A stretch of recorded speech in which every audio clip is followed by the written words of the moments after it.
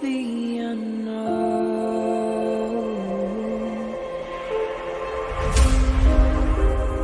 down the rabbit hole,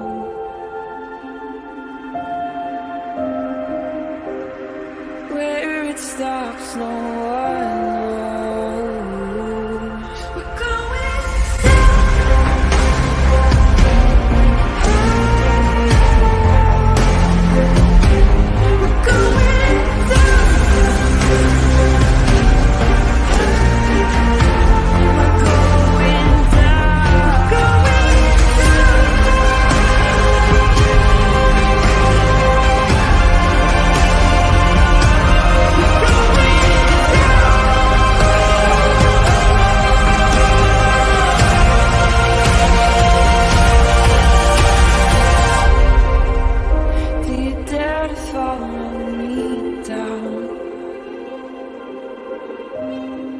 head into the unknown.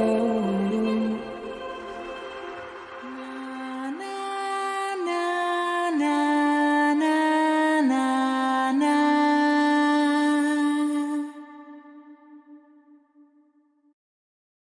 Hi, everybody. Welcome to Friday the 13th. Ooh. We have our buddy here. We have our lovely Jenn Lou, and obviously my beautiful Mia Water Michelle. Happy Friday. Happy Friday the 13th. Hi, Jenn Lou. Hi, babe. How are you guys? I'm good. I'm good. It's been a day. There's so much stuff happening in the true crime. There's so many cases that are kind of popping off and so many things happening. But I want to say hi to everybody. So hi, Ellie. Hi, Mallory. You like the background? Mallory. I do. It's pretty. I feel Hi, fancy. Mallory. The coolest. I'm loving it. I already tortured her about it, but You already tortured me about it. I did. So I'm sorry that we were running just a little bit late. We were kind of putting some things together and trying to fix some lighting issues that I was running into. Hi, City Girls Glam. Hi, Ellie. Hi, Delana. Hi, Christy. My lovely Britt. Britters. Mom. Muffy. Texas Angel was born on Friday the 13th. Ooh. Hi, Jeannie. I know you sent me some stuff, and I have not. Today's just kind of been, I'm all over the place. I have not had a chance to do it. And I don't know if Search and Rescue Mom's still in here. I also have yours. I have them saved. So then I'm like, okay, I know I got to do tonight. Hi, Sharon, I'm a Brittany transplant. That's okay. It's all one big happy Welcome. family.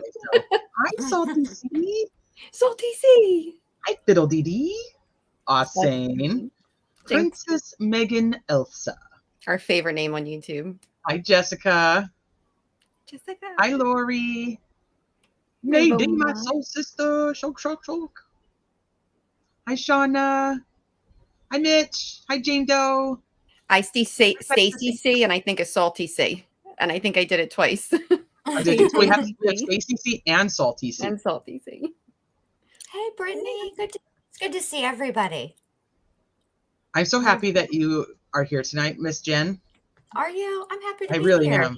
We have fun with Jen's here. We have fun. I was contemplating this topic in my mind of obviously, as everybody knows, everybody follows along with the Idaho Four case. We all kind of know where things are kind of standing right now with the fact that, he's waived his right to a speedy, basically preliminary hearing. And so we have a big gap right now between now and the time in June 26th is when that's scheduled. And so I'm like, okay, I kind of want to wrap up and kind of put some pieces together on like where we kind of are and how I kind of feel about things as they've progressed, and put a lot of focus on some other cases that aren't getting the attention. And there's stuff popping off with Athena right now, so that's kind of crazy.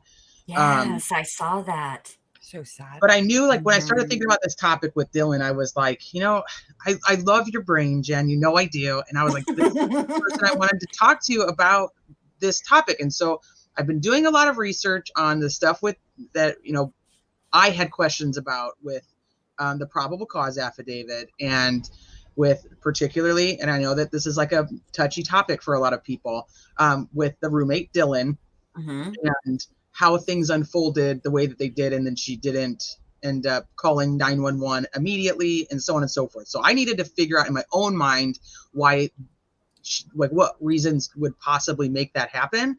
And I was like, I want to talk about it with you guys, because I know that I like the way that you guys kind of, you think things through, and you don't just jump right to that one conclusion, but you kind of nail it. So I like how Jenn sees the other side. She's able to see these, as I call it, adult children, and she's able to explain them in a way that is much harder for an adult, almost double their age. Yeah, I'm almost double their age. It is, and you do it in such a way where it's fair. It's fair even when this adult child might have done something extremely heinous to another, and there's a victim out there. But the way Jenn can kind of break that adult child down, it's in such a fair way. It was one of you. I agree. She caught my attention when it was it was Brian Laundrie, and it was one of the first cases I really dug into, and my son's 22, and I just love Jenn's take on him and the way she broke it down, and you got this. Oh, thank you. I appreciate that. I think that when we get older, we stop thinking about how our brains would function when we are, 20, 21, 25, because it's we look at things so differently now as an adult. We've seen so many things in life that we're like, we would handle it like this. And it's like, well, when I was 20, would I have handled it like that? Yeah. Well, that's, yeah, because if you think about it, one of the things that makes young adults, and like teenagers, young adults do the things that they do is because they are not able to see longevity. They can't see long term. Long term to them is, 3-6 months. You know what I'm saying? Like that's why when they're in relationships, they feel like they've been together forever. And I'm over here like, it's been 5.5 minutes. Calm down. Literally. Call me when it's 27 years. Like, come on. But I was in love with I know.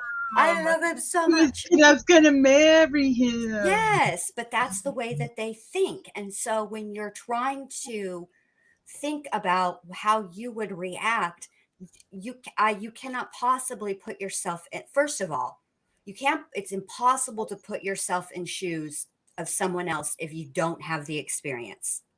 If you have never been in a life-threatening situation, I don't give a rat's fat kneecap how old you are. You don't know what you would do. I don't know what I would do.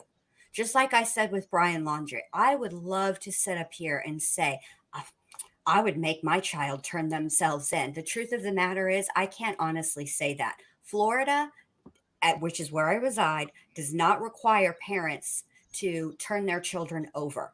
I would never aid and abet, but I cannot say that I would be rushing down to the police station. And that's an honest answer. And I hope I never have to find out that. I hope I'm never in that situation. So I think we should sometimes take several steps back and not be so quick to be judging, especially in this situation. It would be different if we were looking at Dylan's full statement, right? Or we were watching her interrogation video, right? That's different because then you have the fuller picture. He put in a paragraph? So 4-5 sentences, maybe. Of, she was interrogated for a while. Okay. So I think we just, I don't know. I think we all just need to just take a step forward. Just take a minute. Just take a breath. So there's a situation that happened a few nights ago by my house, and I don't know why I just related it to this situation. Obviously, not in nearly the extreme circumstances, but so typically I go out every night. I like to walk my dogs before I go put my pajamas on and stuff like that. So I go out and I take my dogs for a nice long walk and whatever. And so the next day, my husband was like, did you see anything across the street, when you were walking the dogs? And I was like, no, nothing out of the ordinary. And he was like, well, their truck got stolen and the car was broken into. And I was like, oh, do you know when? He's like, yeah. He's like, so you left the house at 9:00 and I left the house at like 9:07 to go, because he walks the big dog. I walk my little puppies. And so he was like, I left at like 9:07. Mm-hmm. He's like, so from the time you left the house to the time that I left the house, the truck was gone. And I was like, He's like, you didn't hear anything, you didn't see nothing. And I'm like, well, they have parties all the time. They're a young couple that make really good money. Obviously, they bought this really nice flipping house for themselves. They have no kids. They have a dog. And I was like, I actually did. I heard people over there. I heard people in the driveway talking to each other. Yeah. Oh, wow. Never didn't give two craps about it, because they have people. It was a Saturday night and they have people at their house all the time. And I was like, yeah, I didn't even pay attention to who they were, what they looked like, nothing. Because to you, it was part of their norm, just like nothing part of seemed their out norm. of the play.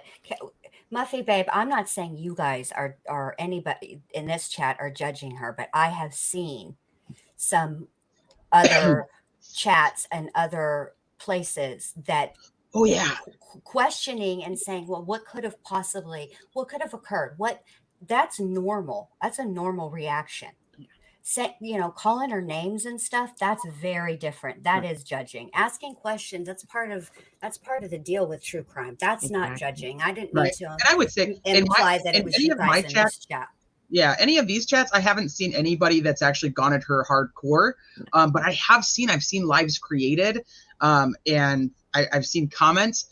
I've seen stuff on Reddit. Yeah, like, people are really, really mean to this girl. Mm-hmm. And the whole That's what picture I'm of this, talking about. they are very much attacking her. I have to say, even to be honest, as far as YouTube goes, I think YouTube chats, especially the smaller chats, have been very respectful towards her.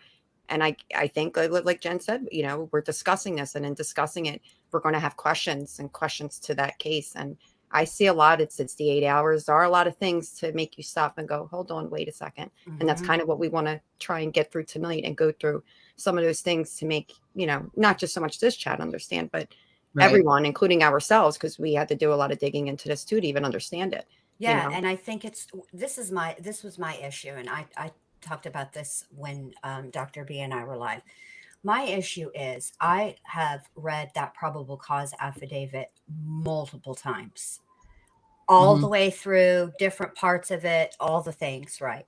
And from what I can tell, because they didn't put in the affidavit that Dylan identified Brian and it picked him out of a lineup.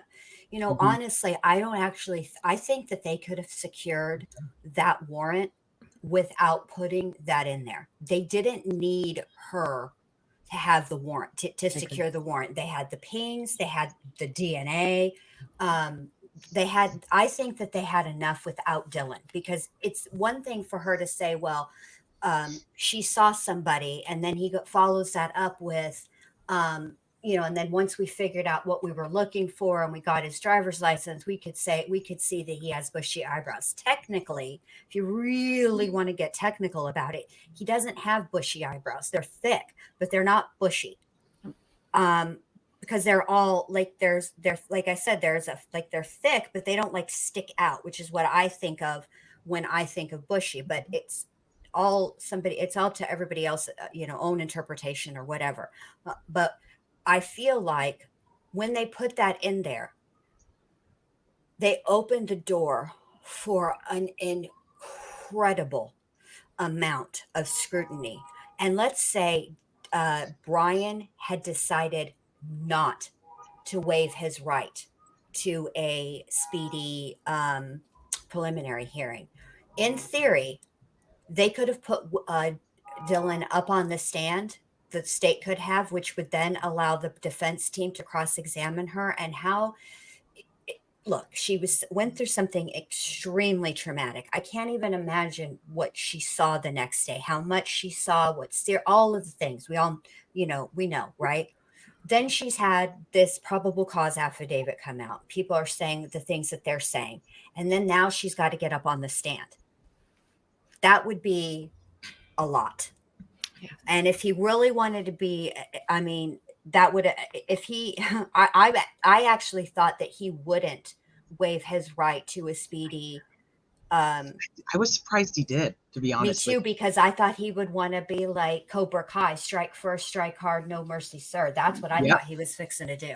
He wants to Seriously. work this, and he's going to feel every inch of this out, and he's going to be that lawyer's little sidekick. He's going to rush none of this, none of it. I think he's in, I think, well, when I think about it, because I'm thinking to myself, he used a very, very interesting term. And I was talking about this with Teresa earlier, and I said it on Brittany's panel too.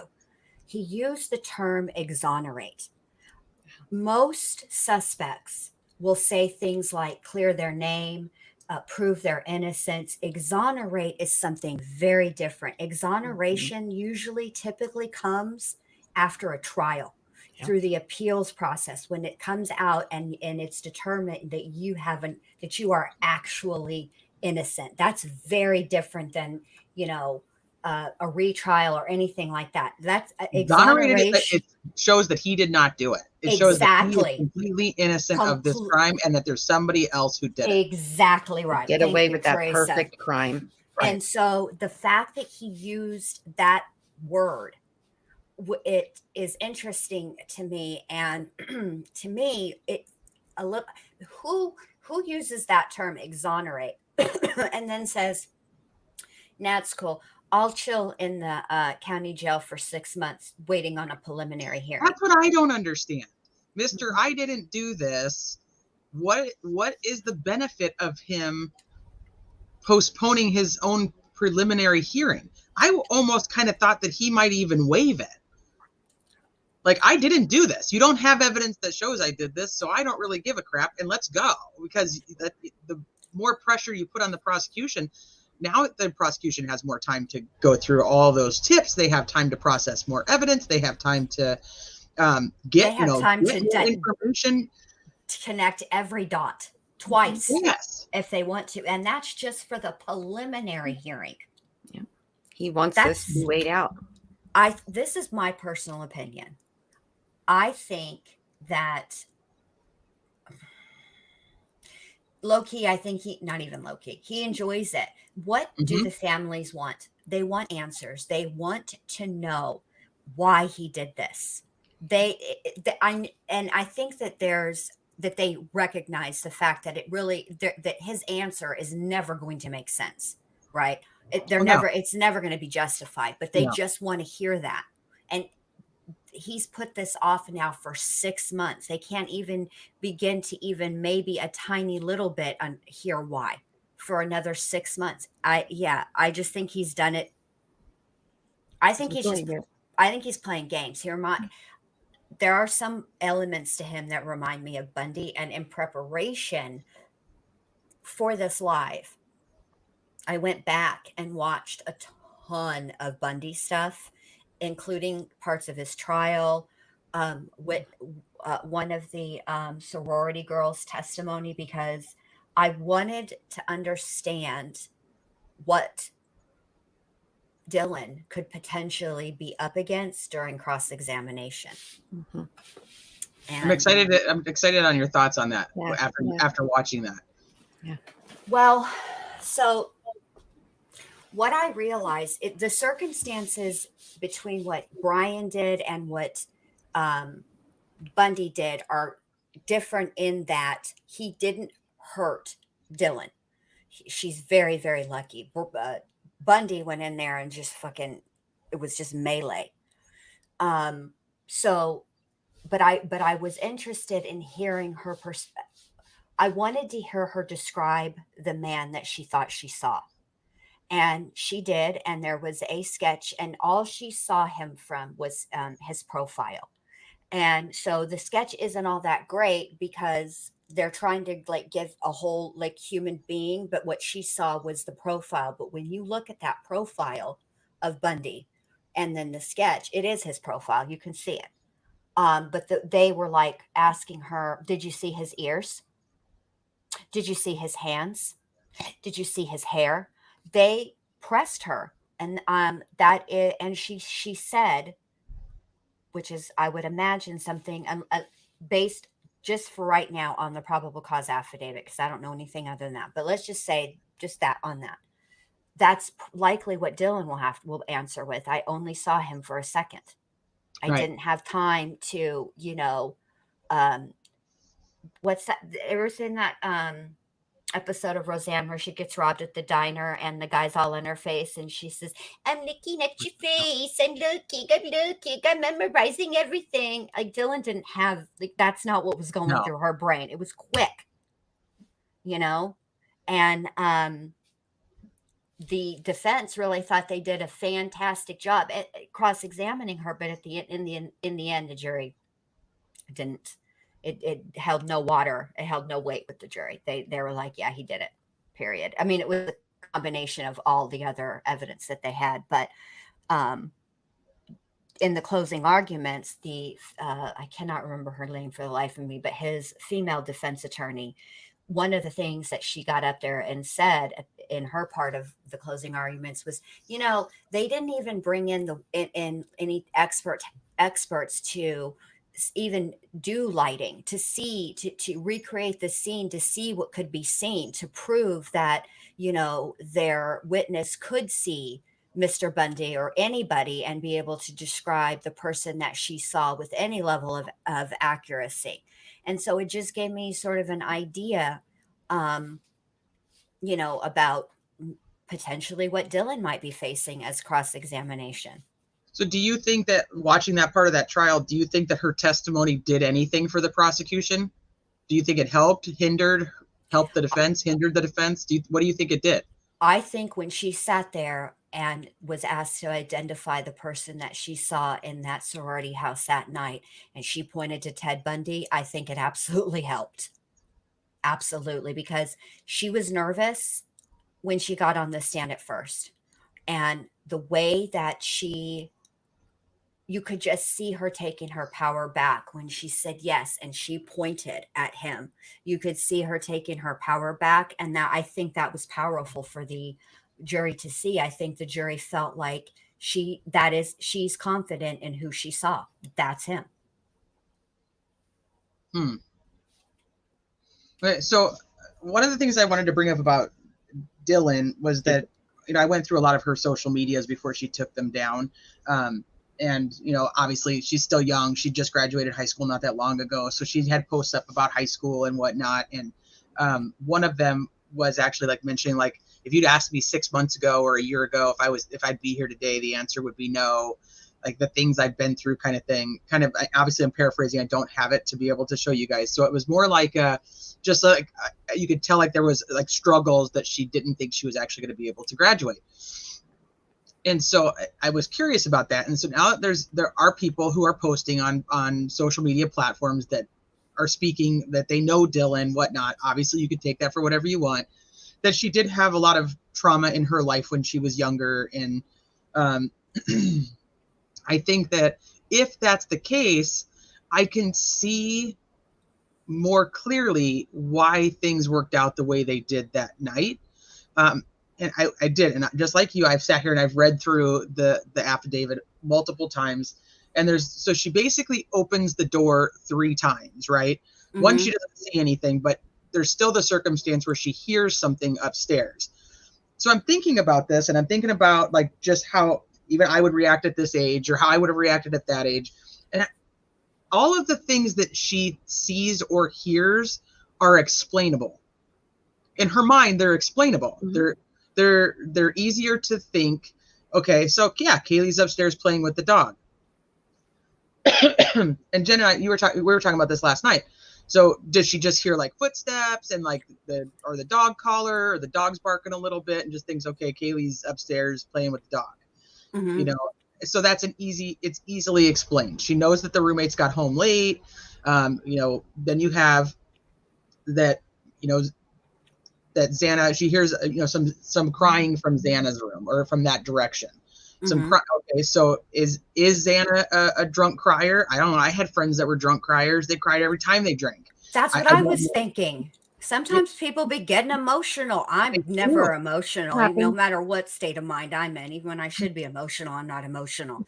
So yeah, I can't relate, but I know people that have them. Right. So I'm obviously we don't know that about Xana, so I don't want to say that that's fact, but I'm just like thinking of these things in my head, or was there, how does she explains these situations away, like that they're not a big deal. Right. Some guys walking through the house and okay, there's a guy walking through the house. Kind of looks weird, made me uncomfortable. And I kind of stopped. So like, this is my first process as I'm going through this, because when I did read it originally, I was like, what the heck? What the heck? What do you mean you opened the door 3 times? What are you talking about? And Yes. also remember, Zan is known for, she was always the one who wanted or was asking to have people over. So she was known to have random people over herself alone. So for Dylan to think anything different, whether she thought it was Xana with Ethan or Xana with somebody that maybe just called her, she let them in, whatever, DoorDash, Mm-hmm. I'm going to mute for just 1 second, but I am listening. Just give me 1 sec. Okay, no worries. So I'm thinking, okay, so she takes all these simple things and just explains them as very common things that happen in her household and explains them away. So that's one. Two, if she is a survivor of trauma, and I've had traumatic things that have happened in my life, but I never could compare anything that's ever happened to me to anything that we've ever covered on this channel. So I hate to say like my trauma is different. Mine's just, in my opinion, not nowhere near as traumatic. So it's comparable to them. Hi, Seth. Hi, everybody coming in. I know that there's so many people that popped in, and I haven't said hi to everybody. Hi, Brandy, CB Cal, Caroline. So many people came in, and I did not get a chance to say hi because we're just here. We're just going. We're just chit-chatting about it. But hi, everybody. Thank you guys for being here. So I was thinking about like, if she did have this traumatic event, and so I was like, okay, I've never personally experienced anything along the lines of having trauma and having to deal with like a PTSD later on in life. I'm lucky that way. So I'm like, I need to find other people who've had this. So I was talking to some people that are in the Facebook group and, subscribers of the channel that have kind of gone through major things. I was watching, just some videos on people who've gone through some major things like that. And I was very intrigued by how powerful your mind is and what it can do to protect you, especially when it's already experienced some form of trauma.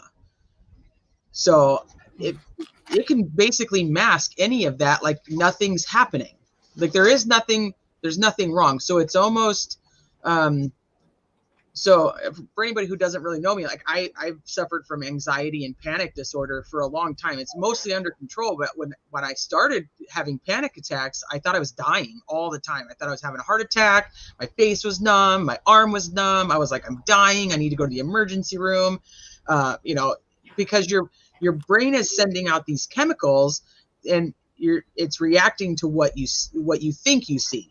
So basically, people who suffer from anxiety or panic, like myself, we see a problem in anything that could possibly happen, right? We see the negative side. We see a fear of things that aren't even there necessarily. Not like we see somebody in the corner kind of thing, but like my brain constantly is thinking about what could happen if this happens, what's going to happen if this happens, and like what are the consequences of all of these things, like 6 steps down the road, and it causes me major anxiety, and then it would put me into a panic attack. So what I've learned about this PTSD is part of it. Obviously, I'm by no means I'm an expert in any of this, so please don't take that like I'm like, oh, here I am. I've watched a couple videos and here I am as an expert. I'm not. Now I'm a professional, so let me get my credentials. But what I was learning was that your brain actually will stop you from thinking anything is wrong when things are wrong. It can actually do like the opposite. You stop seeing a problem in things because your brain is accustomed to there being a problem in things. So it doesn't understand that there's something to worry about. And I get it. So like Aries is like adamant, I will not buy freezing for 8 hours. And I don't expect you to. So that's totally okay. And like I said, I think that everybody has the right to their opinion. I think everybody has the right to question some of these kinds of things. I was questioning it, hence why we're here, because I didn't understand it and I wanted to learn more about it. And like I said, I am not an expert, but I do feel like I'm understanding the situation better, or the possibilities of the situation better. Right. That's kind of where I'm at. And so I wanted to talk about it because I I think that all of us are here for this, for whatever reason that we are into true crime. And what I've learned over the years of doing this now is that a lot of people have had traumatic situations. Yep. And they've experienced a different, not side effect, but a different effect from those traumatic experiences. And so I was like, let's talk about it. Coping mechanisms are different. Yep. Your brain is going to human beings like homeostasis. Everything is so what your brain it does is it makes little adjustments. I have anxiety too.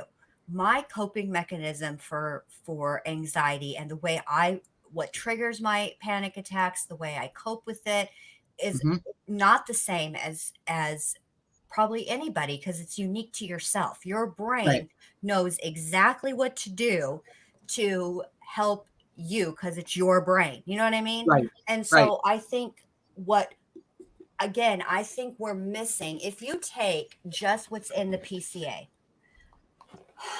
some of that stuff is actually relatively innocuous. Remember, when we're reading that, we have the benefit of hindsight. We know how this story ends. In the moment, Dylan doesn't. Exactly. So I think there is and we also have to keep in mind, she is young. Yes. And the way that young people's brains work is different than ours. See, for us, most of us that are on the panel and in the chat are adults, and we have been out of our parents' homes for a while. We have our own households, right?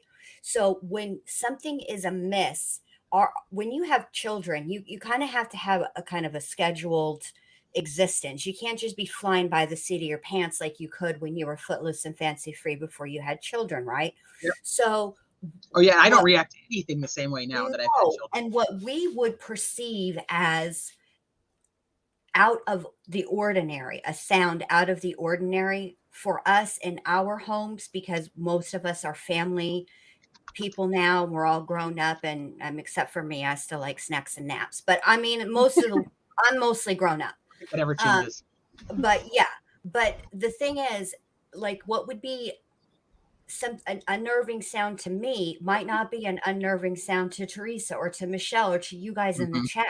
You have to take her environment. You see what I'm saying? That's it. Yep. Yep. I love the way Jenn breaks things down. Yep. Exactly. Sometimes it's too much. Sometimes I talk too much and over-explain. I get on my own nerves. No, never.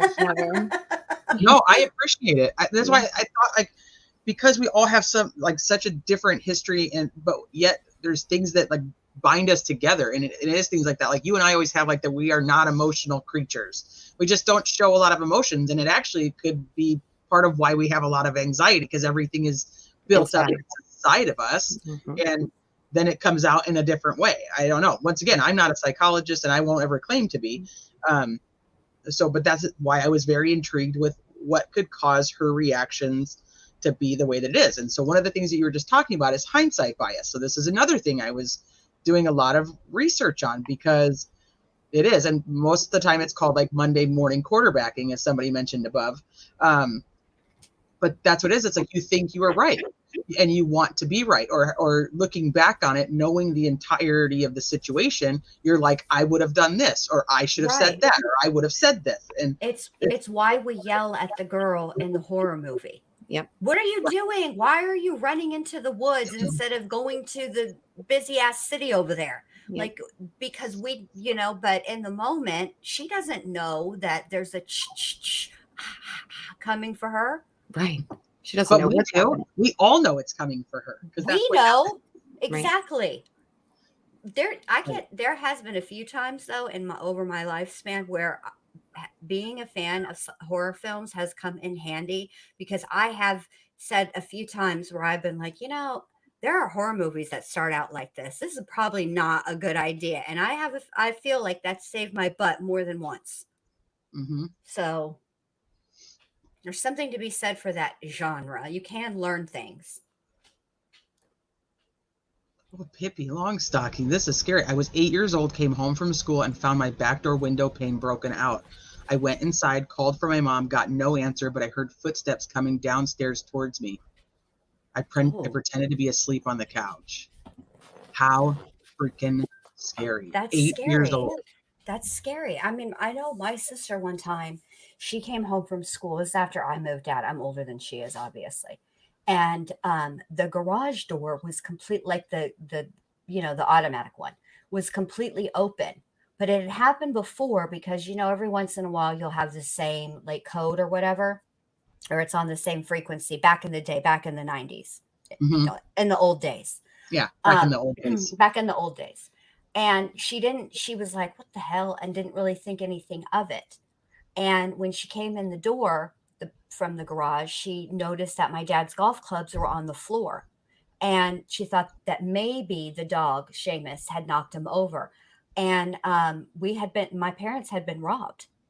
Once she had gone in the house a little bit more into the family room and into the kitchen and upstairs and stuff, and the dogs were acting really weird. And ever since then, well, Seamus is no longer with us. He crossed that Rainbow Bridge a long time ago, but ever since that day, Seamus has never been right around golf clubs. We call them devil sticks because he was always afraid of them after that. And we think that they chased him around the house with a golf club to keep him from biting them. Oh, Because, no. yeah. So ever since then, he's been like, man, fuck them double sticks. I can't stand a golf club, So Yeah. it happens and they don't forget. And yeah. They're like elephant. Mm-hmm. Yep. They don't ever forget. KNS says, always enjoy what you have to say, Jen Liu. Oh, thank you, KNS. I appreciate that. And I'm so glad you guys are another one too. talking about this. I didn't even look into the freeze freight, none of that situation. So I didn't even know that like was something that happened. And in the beginning of this, I couldn't understand for the life of me. I couldn't understand why she didn't respond. And now going through some of this and then hearing what you guys have been looking into and researching, like it's brought a whole different perspective for me. Yeah, and hearing Steve Gonsalves, I cannot get over the C being sounding like an S because I always think that the CA should be a hard C like caca, but apparently that's not how you say it. It's Gonsalves, and I've never Gonsalves, and I couldn't get my head around that. But anyway, that's not important. But when he talked about one of them passing out and one of them hyperventilating, then the 911 call made so much more sense. Because remember way back in the early press conferences where they would get real dicey around that 911 call. And I know that always bothered me. Yes, me and Teresa have always been like, what is on that 911 call? Yeah. I want that. Now it makes a lot more sense. Now it makes a lot more sense why that the only thing that the operator or the dispatcher could understand was that somebody had fainted. That's the only discernible issue that was coming out. I would imagine whoever made the call was saying all of the things, but bless her heart, the only thing the operator could understand was that somebody was passed out, which makes sense now why it was dispatched the way it was, that they didn't actually call saying, hey, we've got somebody passed out. What I'm kind of gathering from just paying attention to like what the Gonsalveses are kind of saying is that I take a bit of issue with what they say. And not in a negative way. I shouldn't say issue because it's not the right word. But we know that Olivia's been on social media. She's in every Facebook group that there is. And there's obviously conversations in the family about things that happen in the Facebook groups. So there's certain things that I'm like, okay, are you kind of taking it from that? Or is that actually information you have? That's why I say issue in just some of the statements. I'm not sure where they're actually pulling the information from. So I kind of take some of it with a grain of salt at this point. More towards the beginning, I believe more of what they were saying. But I think they're kind of piecing some things together on their own. But I'm kind of coming to the conclusion that the roommates, whether it be Bethany or Dylan, comes upon this scene and they call their friends in a panicked state of, you know, not really making a lot of sense. Mhm. So these friends that come over are, as we've assumed and kind of heard through some of the family, are the ones that live right there in the apartment building. And then obviously if it's Ethan's family, they're right across the street too, or basically. So if that's who's on their way over there and that's who shows up and they call it, they're repeating kind of like, they can't wake this person up. Like there's somebody kind of laying around. Unconscious to me, I'm kind of going at this point now, is not like somebody who they believe is like passed out. I'm thinking it's kind of just the mixture of all these different people talking and the chaos around it, being like they can't wake somebody up. And so that's what gets dispatched. But as the call goes on, because if you think, a 911 operator, the call comes in, they get, the information, the address, what's your emergency, and they send people out. They stay on the phone and they Yes. continue to talk. So what's Mhm. dispatched is not necessarily everything that ends up being said. Right. Which You know what I is mean? right. Which is because when Dr. B and I did our live about it, I wanted to hear the early press conferences and the Mhm. early things that the family said, because I think I think that it's more raw when it comes out in the beginning. And so when I was listening to the way that the law enforcement was describing it, what they said was, we had a request, or we had a call about an unconscious person. Right. And that's,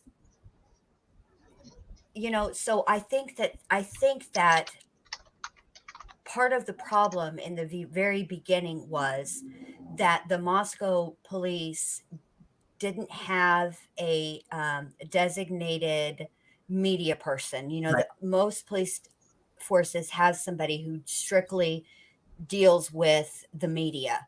And so I think the way that he was describing the 911 call, he was speaking the way that a cop would speak to another cop about a 911 call, not the general public. And so I think in those early days, there was some miscommunication that was going on, because I think that there's confusion about the terms that were used. You know what I Right.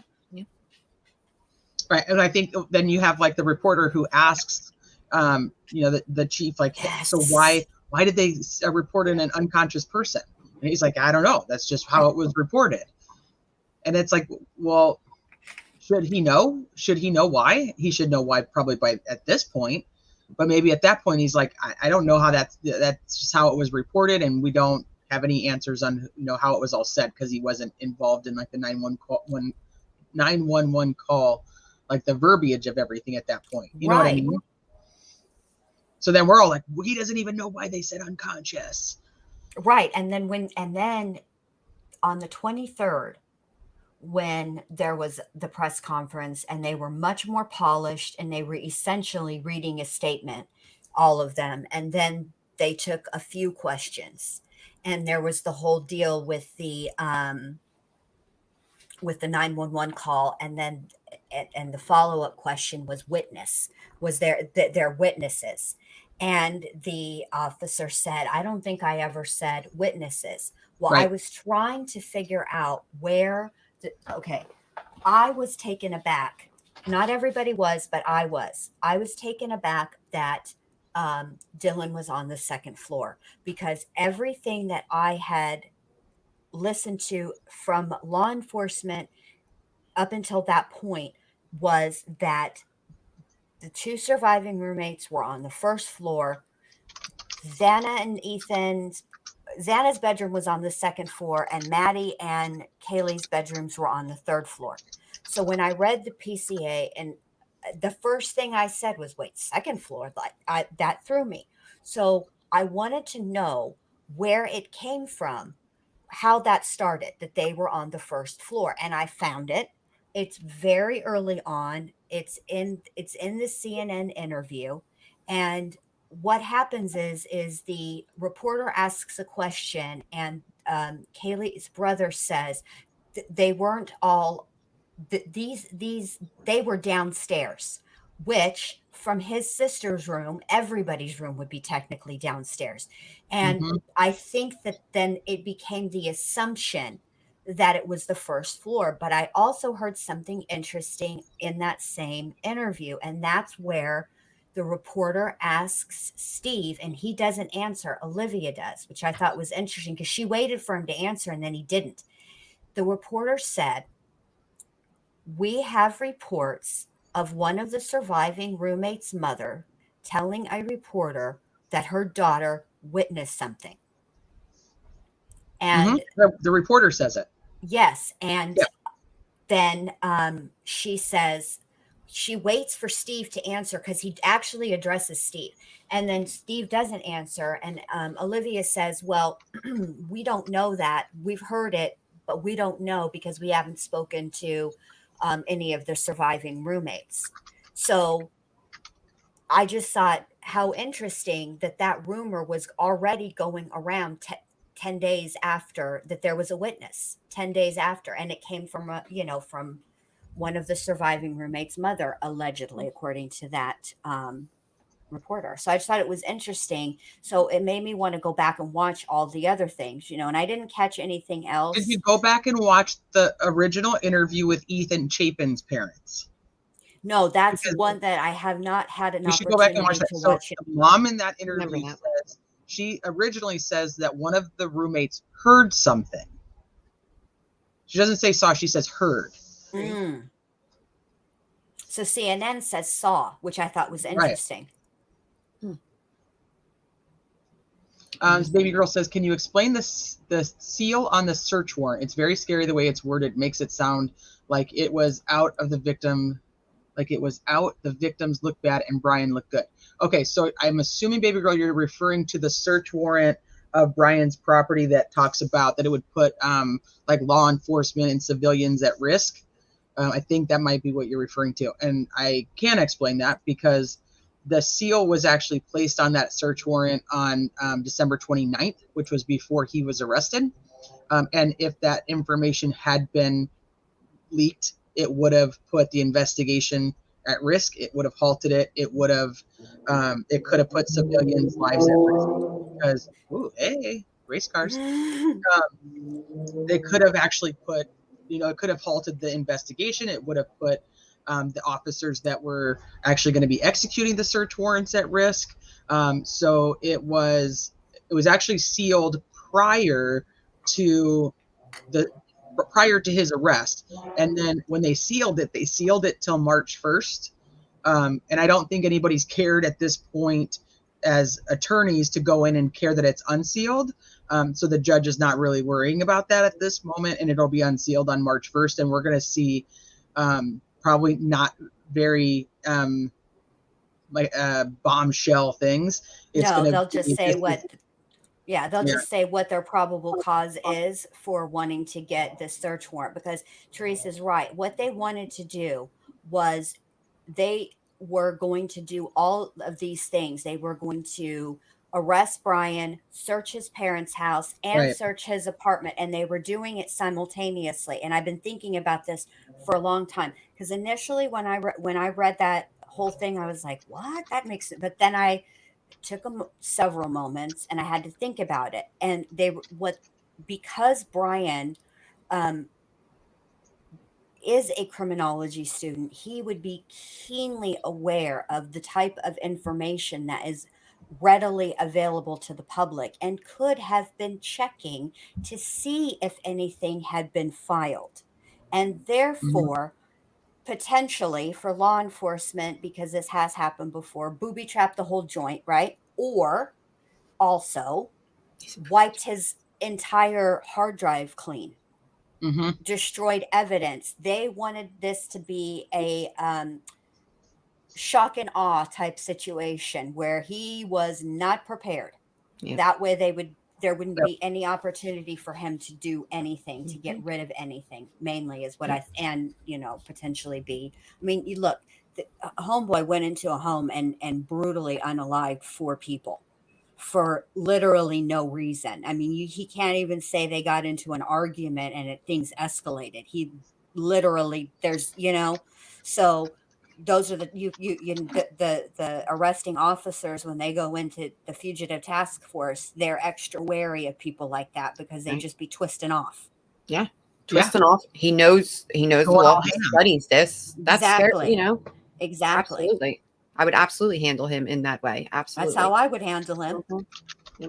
Yeah, so I think that what you're going to see is just that that the search warrant's going to be like, this is the location, these are the officers that are going to be executing it, this is the time and day that it's going to be executed, these are the types of things that we're going to be looking for, which is electronics, Vans shoes, anything with a blood mark or anything along those lines. I think it's going to be pretty basic. I don't think we're going to get anything bombshell because remember, when it is unsealed, we're not going to be told what they found, because this is just what they used to be able to obtain the search warrant. Okay, here, think of it this way. So this probable cause right here is turned into the judge, so the judge can say, okay, you do have enough evidence to say this person is potentially the person that you believe did X, Y, and Z. So bring them in, and then we'll go through the process. This is not their case. This is not all their evidence. You're looking at a glimpse of it. Even though it looks like it's a lot, it's still just a glimpse. So think of the search warrant as kind of the same thing. So I have to be able to prove to a judge that I can go into this home, and this is what I'm going to find these types of things, because this home belongs, or this vehicle, or whatever you want it is, that this person believes, or that we believe that this person owns this apartment, this car, this house, whatnot. So I just need to be able to put that in there. So you'll probably find some things that are similar to your probable cause for them to say, this is why we believe so-and-so is the person that we need to be able to go into their home or their car to find. And then and it's just going to be a list of the type of things we're looking for. We won't get what they actually took until later. No. Right. Got a while for that. And just this whole thing about it won't have any home run evidence. I just want to make sure. No, it's not going to have any home run evidence. We're not going to get any home run evidence. We're going to start to get some at the preliminary trial, and then we're not going to get the rest till trial, because they still, even at the preliminary trial, they just have to prove a little bit more than the probable cause to prove to the judge that, yes, we should continue this process. They are not trying to prove his guilt. No. Don't confuse the two. Right now, you have to prove enough. I have to show enough evidence that I can move to the next step. That's it. The step we're on right now is the state must prove that there is enough evidence that it is more likely than not that this individual on this day committed these crimes against these victims. That's what they have to prove. So I would imagine we're going to see, when they do the preliminary hearing, because it is state controlled, it's going to follow along the lines of the probable cause affidavit, and likely the only additional thing that I can see that they would put in is where it has the results of the DNA analysis. And this time it's because now they've had an opportunity to collect Brian Koberger's DNA. Now we will have it'll say Brian, instead of that the person that the person who left this matches the biological father's DNA, however they put it. But you know what I'm saying? That's all that they really have to do. We're not to the reasonable doubt phase yet. The reasonable doubt phase comes at trial, and that's probably not well. Now, just because he waived his right to a speedy preliminary hearing doesn't mean that he's going to waive his right to a speedy trial either. Those are separate things as well. We're still at the very beginning. He's kind of waiving his right to the speedy trial because he's postponing the amount of time between a preliminary. This is true. You know what I mean? So he's pushing it all back. Yes, but he has not formally done it yet. Correct. He's just waived his right to a speedy preliminary. Correct. He's waived his right to have his preliminary hearing within 14 days. But I was listening on Law and Crime. They had an excellent video that they put up, and he is the former oh God, Attorney General for the state of Idaho. And Okay. he said, and this was after this waiving the preliminary hearing, waiving the speedy trial. He said that the state of Idaho is still prepared to try this case in 6 months because that's what the Constitution would afford the defendant. Right. So so just because he was explaining it, and he did a really good job. He was explaining that just because he's waived his right to the preliminary hearing being quick doesn't mean that he has waived his right to the trial being quick. And it doesn't really matter because Idaho is ready. And he spoke very highly of the prosecutor.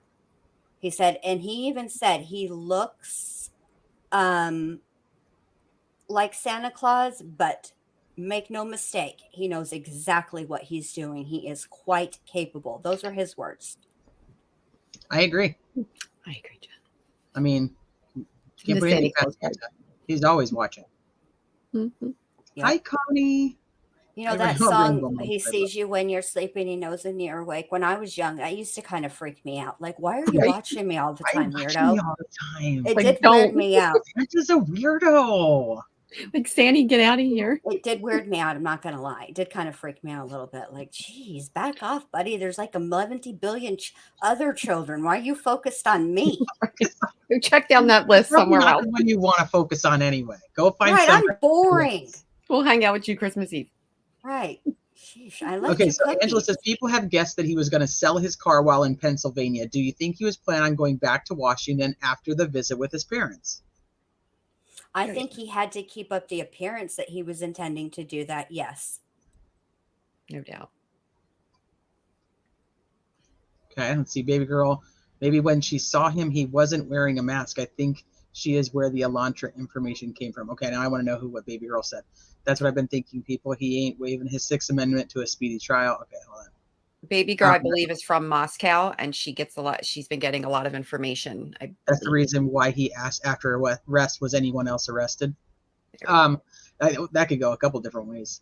And he's either deciding to plant the seed of doubt that there's other people. He thought that there's a possibility that one of his parents or both of his parents would be arrested just because of the fact that he was in their house. Or and this is more likely what I think, he has this fascination with serial killers and the infamy that comes along with them. And people have like, okay, well, he's like Gacy. People are like, no, he's like Ed Kemper. No, people are like, no, he's like Ted Bundy. And I actually think that he has like, or BTK, he has this weird that he like took all their pieces and was like, I'm going to be better than you. And I'm going to use all the things that I think you did really well. And I'm going to be a better serial killer than you. Right. I'm a little bit smarter too. He's like the Frankenstein serial killer. He took the parts that work, Right. i.e. from BTK, he 100% absolutely took the stalking from BTK because Bundy was a lurer. What he would do is, feign that he had a broken arm or, stuff like that. That's what he did. The ambushing at the sorority house, that came way, way later. He was a lurer. Then you have Kemper.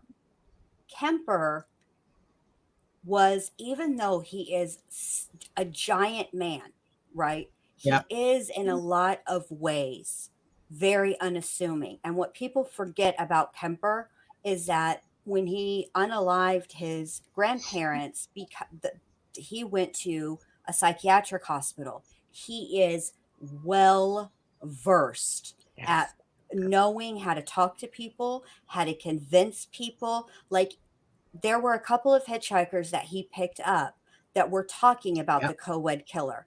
And because they talked about the co-ed killer, that is what saved their lives. And then you have, and he was also a reassurer too.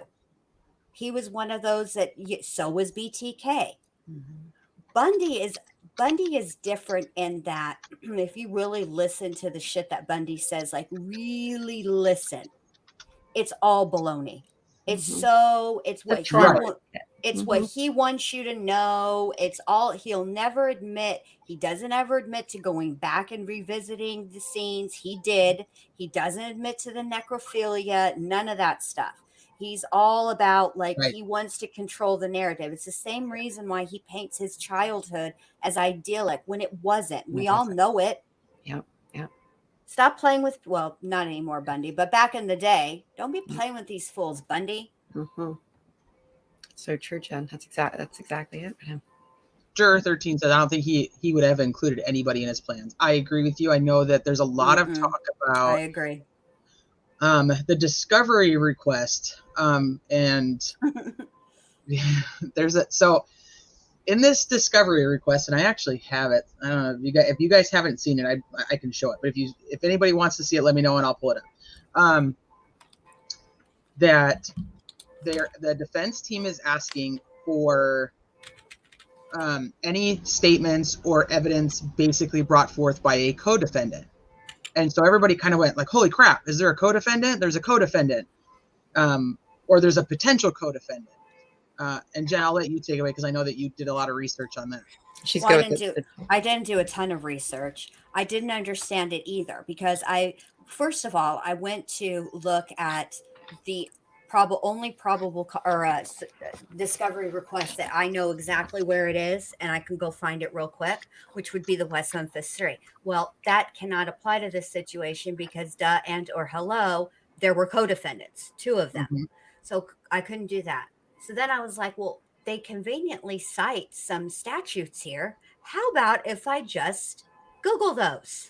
So Right. I did. And what I learned is that the process in Idaho is a little different, like every place else. So this talking about a co-defendant is a cover your butt scenario. Mm-hmm. The way that the rules of discovery in Idaho work is if for certain stuff, i.e. a co-defendant, if you don't ask for it right at the beginning right when you ask for discovery, if that's not in the discovery request, and should through the investigation there be a co-defendant, then you don't ask for it, you don't get it. That's what they were doing. They're just covering all the bases because remember, and the law enforcement has been very, very, very, very adamant and said this repeatedly, that the investigation is ongoing. They aren't done. Mm-hmm. So they want to make sure that every I is dotted, every T is crossed, every potential eventuality is thought of. This, and I know how some people might feel about this, but actually his defense attorney being on the ball and good is a good thing.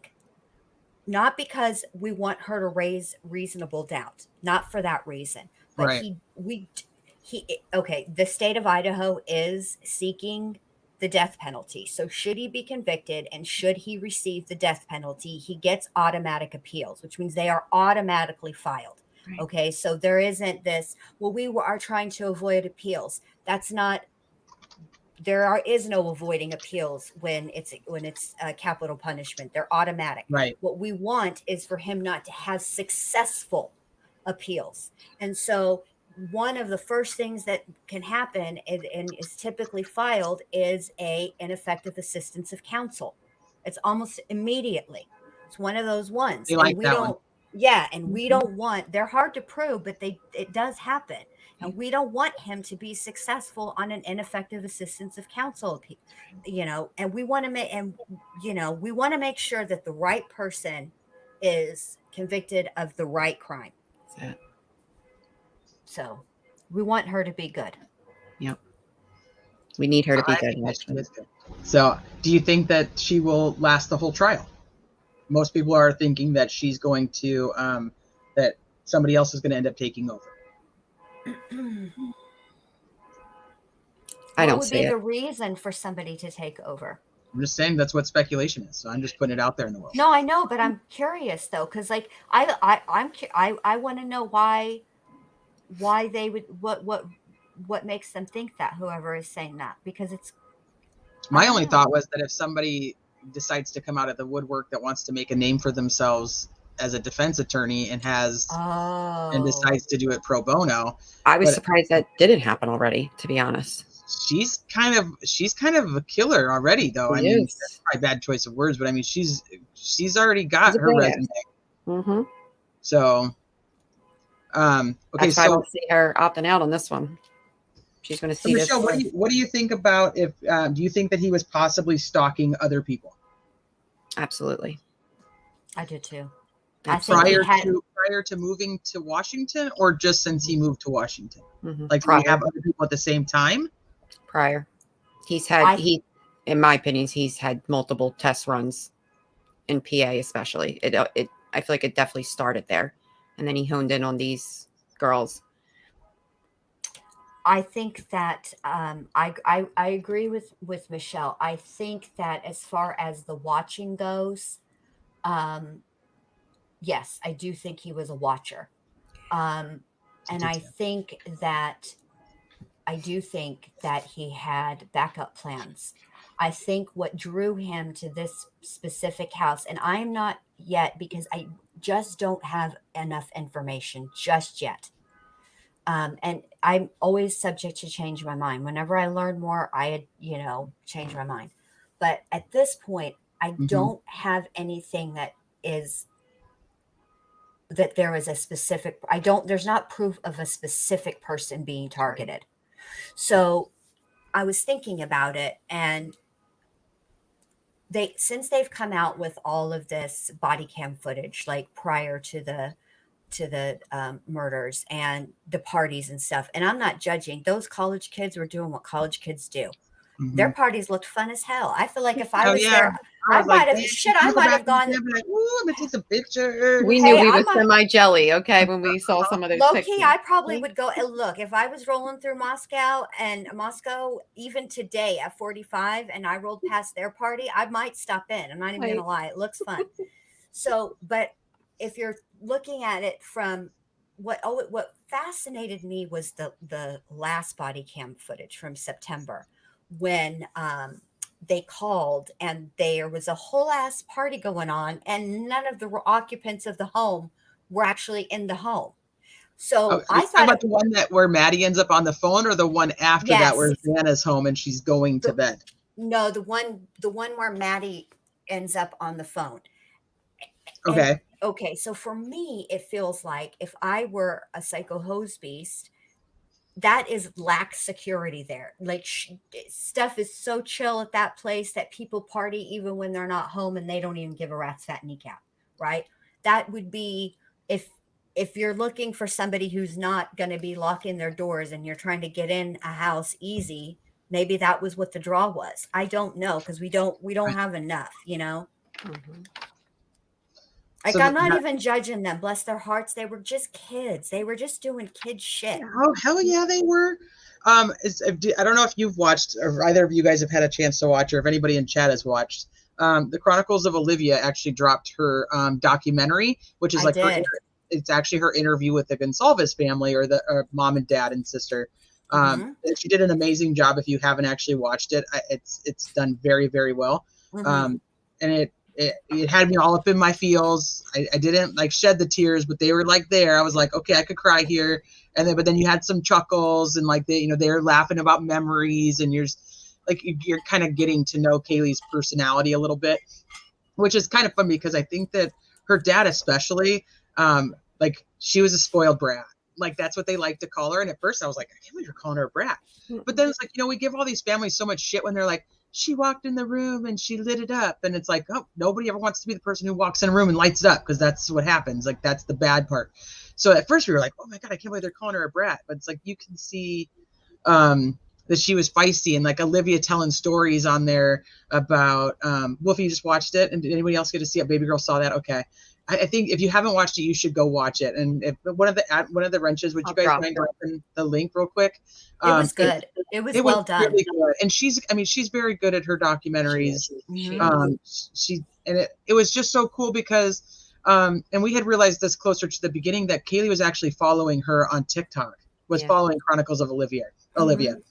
And so her sister Olivia is like telling stories about how, Kaylee would like be the first to like, clean up the house because she knew she was going to get paid to do it. And like, basically that she had already kind of worked out all the ways to get kind of what she wanted out of life. And I just thought it was so, I don't know. I really liked it. I thought it was an incredibly honest Yes. Right. interview and memories. Like, look, Yes. let's be honest. If something ever happens to your girl Jen Lou, let's be real here. My friends on the YouTubes are going to be like, "Look, have you checked her phone? Have you checked her computer? All she does is research serial killers. That's it. And Right. and true crime. That's all she talks about. And she's got 5 friends. That's it. That's what Jen Lou is about. And crack some jokes. That would be the nicest thing people say. She's funny. Mhm.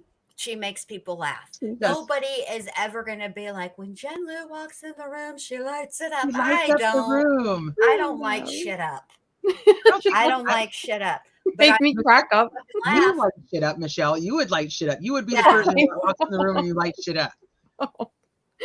No, I did. They gave such a sheet. That's her role, and they did that. That was Kaylee's role amongst her 5 siblings. And when you come from a big family like that, it's hard to stick Yes. out sometimes because Mhm. everybody's kind of alike and everybody, and the way they describe her, that is calling her Brad is the most endearing thing to them in the world, It is. like Because it's not because you're seeing their face when they say it too. I think makes such a Yes. huge difference than like it being in writing, like this is her the brat, and it's like you see it and he's just like her dad is just proud of her being a brat. Like it's so I'll say this. sweet.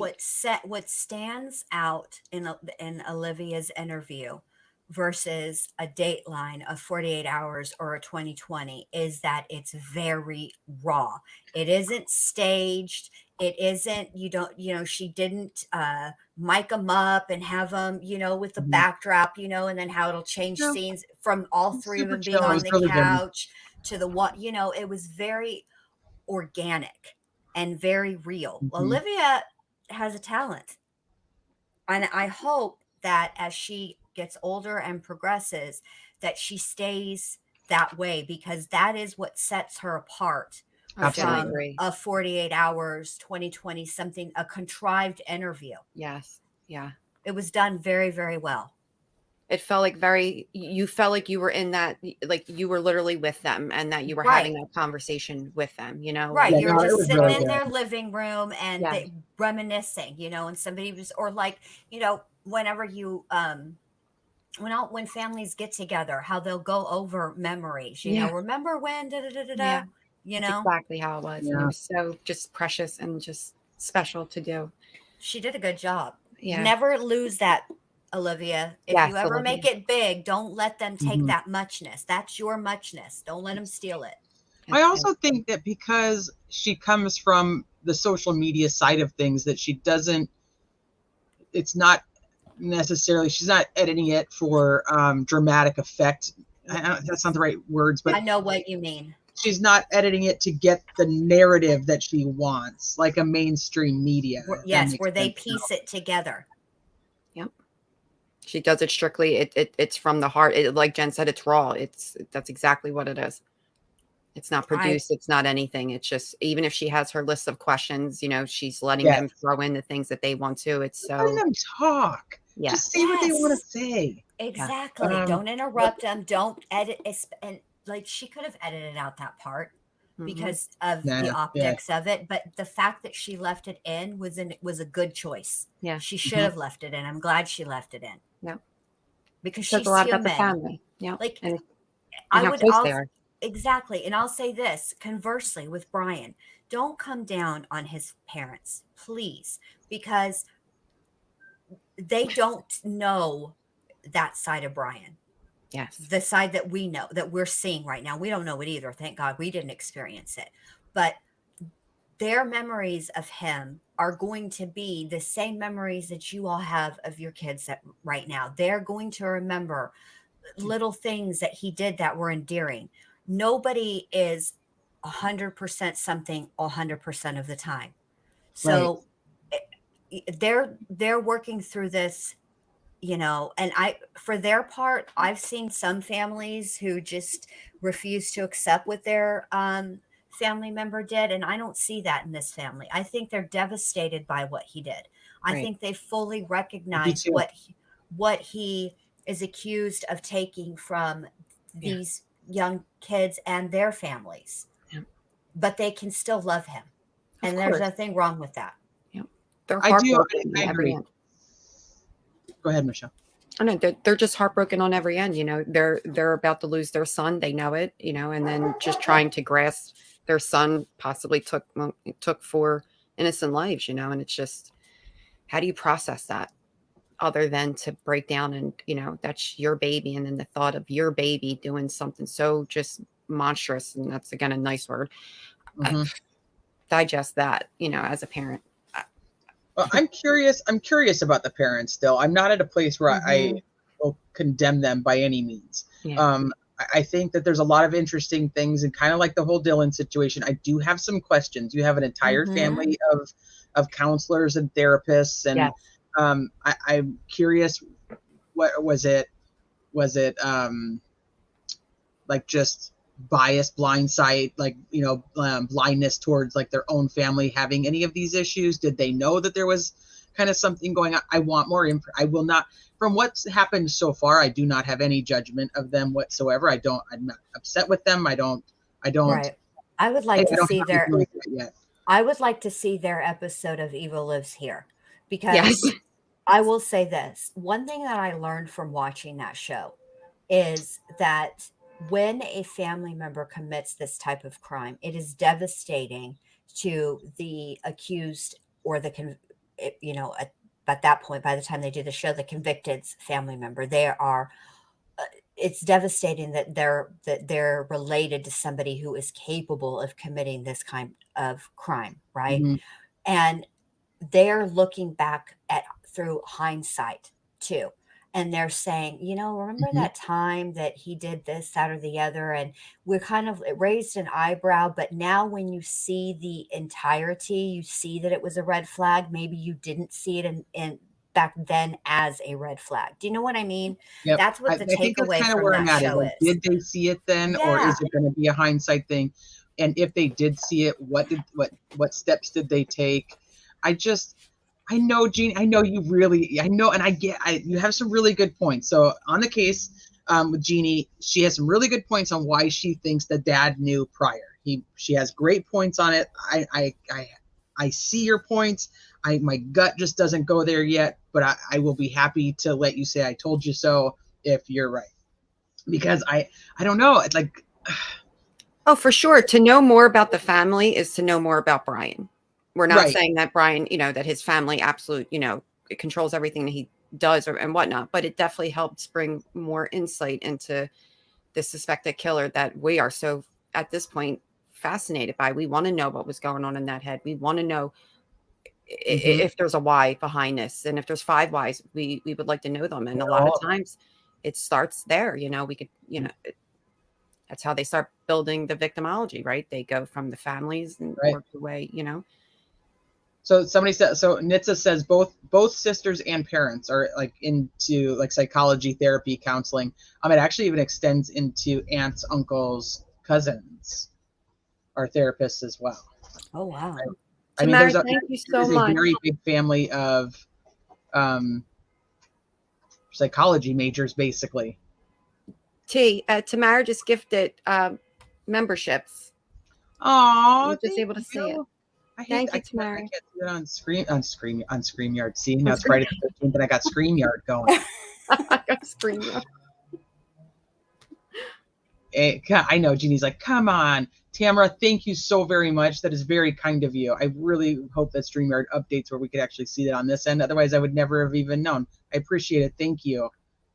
Thank you. Oh, look at CB Kel's like, thank you. Welcome to all the new members. Yay! Is this the only speaker talking tonight? It's just us 3. Yeah, that's what we've got. That's what we've got going on. Hey, Shay. Oh, thanks, Shay. So let's talk about the fact that there are 2 big shows on tonight. So last week they had the 48 Hours episode, and tonight is 2020 and Dateline. Who's watching? Who's going to watch? Shay I'll gifted probably too? watch. Is she Oh my looking? gosh, you guys, thank you.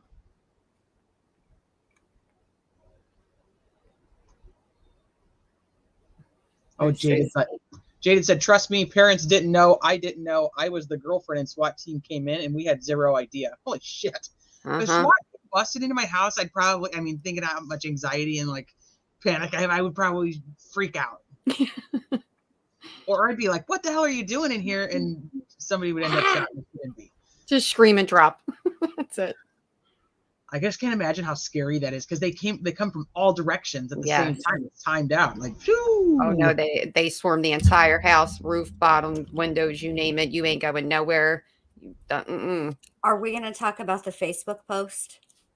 Which one would you like to talk about? You know which one. The family member one? Yes. Okay, hold on. Let me pull it up in case anybody hasn't seen it. I don't even know if I saved it. Yes, scream and drop. Scream and drop. That's it. I know. I turned my stream green. Like, look at that. It's all boom, boom, boom. Heck, everybody's green now. What the heck? Hi, Jaded Empath. Your background looks so good with the screens back or whatever that's called that Christine does. It just blends perfect. Oh, right the here? background, yes. Yeah. Mm-hmm. If you take us off, Yes, and make it solo, the aesthetic would be gorgeous. it But really then my is. face. Then I get big face. Hold on. Let's see what happens. Hold on. Oh yeah. Oh yeah. Big faced. So cool. Look how You cool guys come that back. looks. You guys come back. Oh, I switched you. Hold on. I'll switch you back. Look There you how guys switch- cool that looks switch though. I love it. I do. I'm very happy that it's finally done. It's all set up. I got my computer. I've got all my fun stuff. I love it. Thank you, Sharon. You feel like you can focus better in your like little space back there? I just feel like it's got my stuff in it. You know what I mean? Like Yeah. instead of, and I also it's helped so much because even though like all this background stuff wasn't quite up yet, I could it's all set here. So instead of like me trying to take my laptop, find somewhere that my kids are not going to just come in every 5 seconds, whatever. And so it's like, I just walked out here when I wanted to talk about Athena, I was like, I'm going live. And I just walk out and then sit down and here I am. That's awesome. I love like, it.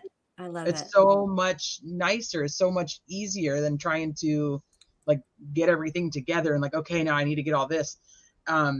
I can't express to you guys how much the screens are amazing because what I can do is share. I just have to share like one full screen.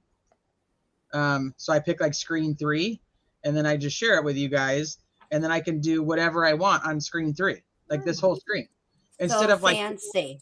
Where I had to like take on the laptop, I had to take it down and then add another thing, add a different tab and change it all around. And oh, Anna, I did live streams from my car. That's when I was, because of my anxiety, I couldn't leave my daughter at gymnastics. I sat in the car while she did gymnastics. You're right, and she did from the car. That's right. Good, yeah. So I was like, I'll just do lives from the car, make it really easy. But now, she's like almost a teenager. So she's like, Mom, you can't like just sit there. It's weird. She's clearly responsible. She eats her Skittles one flavor at a time. She's very responsible. Muscles and Mascara, thank you so much for gifting the memberships. We appreciate it. Thank you. She gifted more memberships? Muscles and Mascara did. Muscles and Mascara did. Thank you. You guys, that's so kind of you. Thank you. Thank we you. really are going to turn the entire chat green. Yeah, I did. I sat because I would just sit there and wait for her to finish gymnastics. And then when she wouldn't allow me to do that anymore, because I looked like the weird mom, because like the parking lot's empty and like here's Teresa talking on her phone or like talking to you guys. You know what I mean? I'm like, oh yeah, let's do whatever. Here we are talking on the phone. And she was like, okay, that's just getting weird. So then I was sitting outside. Like I would just take the laptop outside because I'm the kids have the run of the house. You know what I mean? I'm like, I could have just a little outside space. So I'm so happy just to have my stuff in one place where I can just easily just walk out and do what I want to do. And it's just all my stuff. Nobody else's crap is here. So when it's a mess, it's just my crap. The whole tea vibe in there. Love it. Might need to let you know what I use, as in like my desk. This is just a Windows. That's a Windows desktop. It's got 3 screens on it, but Like if I pull something up on this screen, here, let me see. What do I have over here? What do I have over here that I can just pull up real quick? Oh, here's a good article. So I can just like take that article and I can switch it from that screen. I just pop it up right over here. You're so fancy. It's not even, it's just, it's so time saving. Like, I'm like, now I get it. I get it. Shay, are you leaving? I'm sorry, I wasn't paying attention to chat. Shay, thank you very much for gifting memberships. Thank you very much for just being you and just being such a sweetheart. Wolfie is green. Yeah, I'm not sure which one. You got 3 people out here throwing memberships at you. I don't know which one you got, but thank you guys. Thank you very much. I like those shoes. I liked the name of the article. Oh shoot, can't even see the name? Darn it. The girls made fun of him in middle school, former cheerleader who rejected Brian Koberger's advances. The name of the article was like Chubby Misfit. They called him a chubby misfit. Oh my God. Oh, Way to go, Daily Mail. Right. They called him a chubby misfit. Yeah. So anyway, so it's really cool because I don't have to like switch like 15 things around. I can just add stuff. I love it. To whatever. You know what I mean? So it just makes it so much. Hi ATS. What am I using? This is so I just have my 3 screens and then I'm just on StreamYard and I can just throw stuff all over the place. It's all willy nilly. I can just throw stuff around. There was a minute you were just hanging out there, just chilling. I was like, look at her. Right. And I know. So I purposely did this because I know myself and I know how I like to sit and I have a problem. I like to touch my face all the time. Okay. So I constantly I touch my face all the time. So I purposely did this so that I could have my armrest. I knew I wanted it on this side because my right side was going to go be with my mouse. So my right side would be my mouse. Oh, right. Yeah. I had to be what do you call it? Aesthetic? No, that's not the right word. Asymmetric. No, symmetric. Symmetrically correct. I don't know, whatever it is. Let me see. Okay. Yeah, very generous of everybody who gifted memberships. I appreciate you guys. You guys don't need to see this randomness anymore. I'll pull that back down though. Actually, I'll drop Jenn's channel real fast too. Yes, please do. Thank you. Was interested in the weapon and see there is a ton of men interested in their knives. It's kind of creepy. I have a lot of men that are in my life that are interested in knives, so I get that. Okay, so I have to kind of ask if anybody thinks that there was a particular target in mind. Do you think that one of the girls, 2 of the girls, Ethan, the house, what are your guys' thoughts? Who you want to go? Anyone, whatever one of you wants to. I'm still on Maddie. But I'm starting to sway not from Maddie, but now Maddie and maybe Xana together. No longer Maddie and Kaylee. Where do you think that there was a run-in? Where do you think that he found them to focus on them? I think on one of his shopping adventures and whatnot, he had maybe just a simple run-in with that little fiery thing, and maybe she just didn't. Yeah, there's something about her I just kind of can relate to at that age of my. She's. And for some reason, one that said "F you" to the hoodie guy. Yeah, she's the little. She is a little pistol, and she's just no bigger than a minute. That's what kills me. I mean, she's so tiny, and she doesn't take any. Listen, I love a strong woman. Don't take any crap at any time for any reason is my motto. So yeah, she was just like, yeah, fuck you. Oh, Muscles and Mascara. I've been watching you since Summer's case, and I appreciate your coverage of her case and now all the others. I am from Hawkins County, so near and dear to me. Oh. Summer's case is very near and dear to me too. I try to follow every update that I possibly can. I still just do not understand why there's not more movement with Little Summer. I don't know. It's not even one that you feel that they're actually doing stuff behind the scenes. You just kind of feel like nobody's even looking anymore. And I know that's Yeah. just my feeling, and that's not necessarily the case, so don't take it that way. But it does feel like that a little bit. Yeah, I don't like it at all. But I do. I've told Alex Erickson, like, I want to make a trip out there, and I want to do, like, she went through and saw everything. I love seeing everything like that, and you can look around and kind of get more of an idea of what you're talking about by actually being there and seeing it. I want to go see the Sarah Boone trial. It's not far from me. I could do it, but You should. I don't want to go by myself. I'm trying to get Dr. B to come again She and should do it totally. with me, because we've been making fun of Sarah Boone for a long time, me Yeah. and Dr. B. Yes. I And then feel like it's she was already only supposed to right. be there, but then it dropped. They postponed it again. Till when? Is it not January 30th? Oh no, it was supposed to be what, November? Oh yeah, November, and now Yeah. it's January. Okay, they haven't changed it again because I haven't been. There's so many trials coming up that I'm ready to cover. In fact, there's one going on right now there's two that I'm keen to cover. But Are you doing the retrial of the antifreeze? Mark Jensen, yeah, Yes. yes, I want to, but let me just say what I've been really doing. I've really Okay. been fucking around. That's the truth. Idaho Four. I'm supposed to be. I've been doing Idaho 4, but I've also been putting the this video together for Kai, the hatchet wielding hitchhiker, because as you know, one of the very first roasts that Dr. B and I did got zapped in the middle of it because she was like, "Don't you remember Kai?" And she played it. And ever since then, I've been like, what happened to Kai? And it's very, very difficult, even after the documentary, to find anything about his case that's like more than an article, actual case documents. So I've been trying to work on that, but I don't want to I would like to have case documents. So I've reached out to some places and some, hopefully. So I've been kind of putting that off. Oh, that's good. I may just go ahead and do it, but then I want to cover that other trial in Iowa where the son unalived his whole family. His parents and his sister. Yeah. And then called the popos and was like, it was a masked intruder. Why is Somebody it always broke a in. fucking masked intruder? Right. Every time. Well, sometimes it is. Well, sometimes it actually is, but Sometimes it is. Yeah, sometimes it actually is. Okay, so I'm gonna go back to the question because people were answering. So, and who you think the target is. So, I'm gonna scroll back up.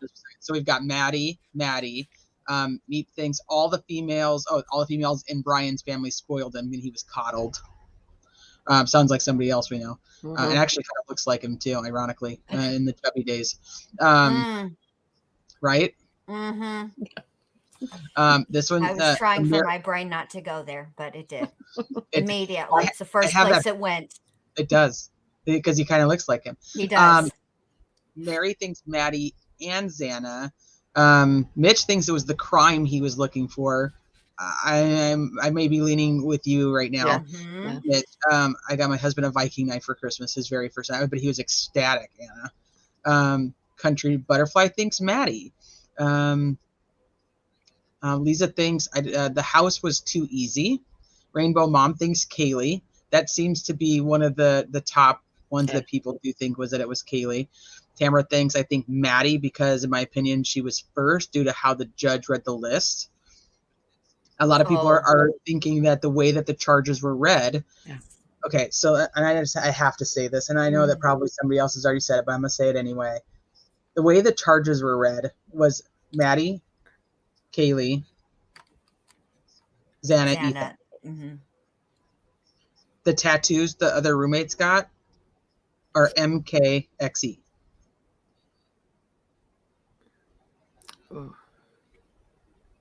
Like, is that? You're right. I'm like, I was kind of, as soon as that happened, I'm like, what? Wait, what? It is. It's MKXE is the tattoos that they have. Okay. Wow. So then I was like, well, that's interesting. Very interesting. I'll say this. Go ahead. I was curious about the same thing. Do the judges read the the way they read it, does that, when it's a situation like this, is that the order in which the victims were unalived? So I did some research by watching trials, Googling shit like that.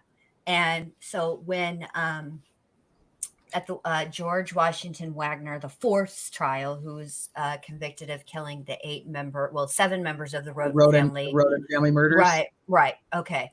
When Jake, his brother, was arraigned and read his charges, the judge read Kenneth Roden first, but Kenneth Roden was the last one killed. The first one killed was Chris Roden Sr. So I would say that I think it depends on the judge, and I think it depends on the case. I don't think that we can really, I can't say definitively either way. We won't know until the trial, for sure. Well, I agree. I mean, or we may know at preliminary, depending on what they try to present as the evidence. That's true too. That's true as well. That's true too. But I'm thinking either way, that's how the charges are read, and that's how the tattoos are. Like, it's just okay. crazy. I'm wondering though. I had a little side project because I was thinking about the victims' initials, and when I was listening to some things today, there are some similarities initial wise that line up to certain victims of certain other serial killers, but I'm not 100% sure. I need to do some double check, but this is why I don't ever get anything done, because I have 87, 11 billion, 50, 1100 side projects going on. Mm-hmm. I think it just depends on the judge. And the court.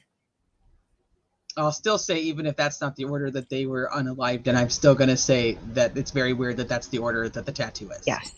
I'm going to have to write it down because I'm curious if that's an aesthetic, because it looked better aesthetically. And that's why they did it that way. But still, makes you want to know. All right. You try it out. Do some calligraphy. You know me. You know how I just be getting into these side projects for literally no reason.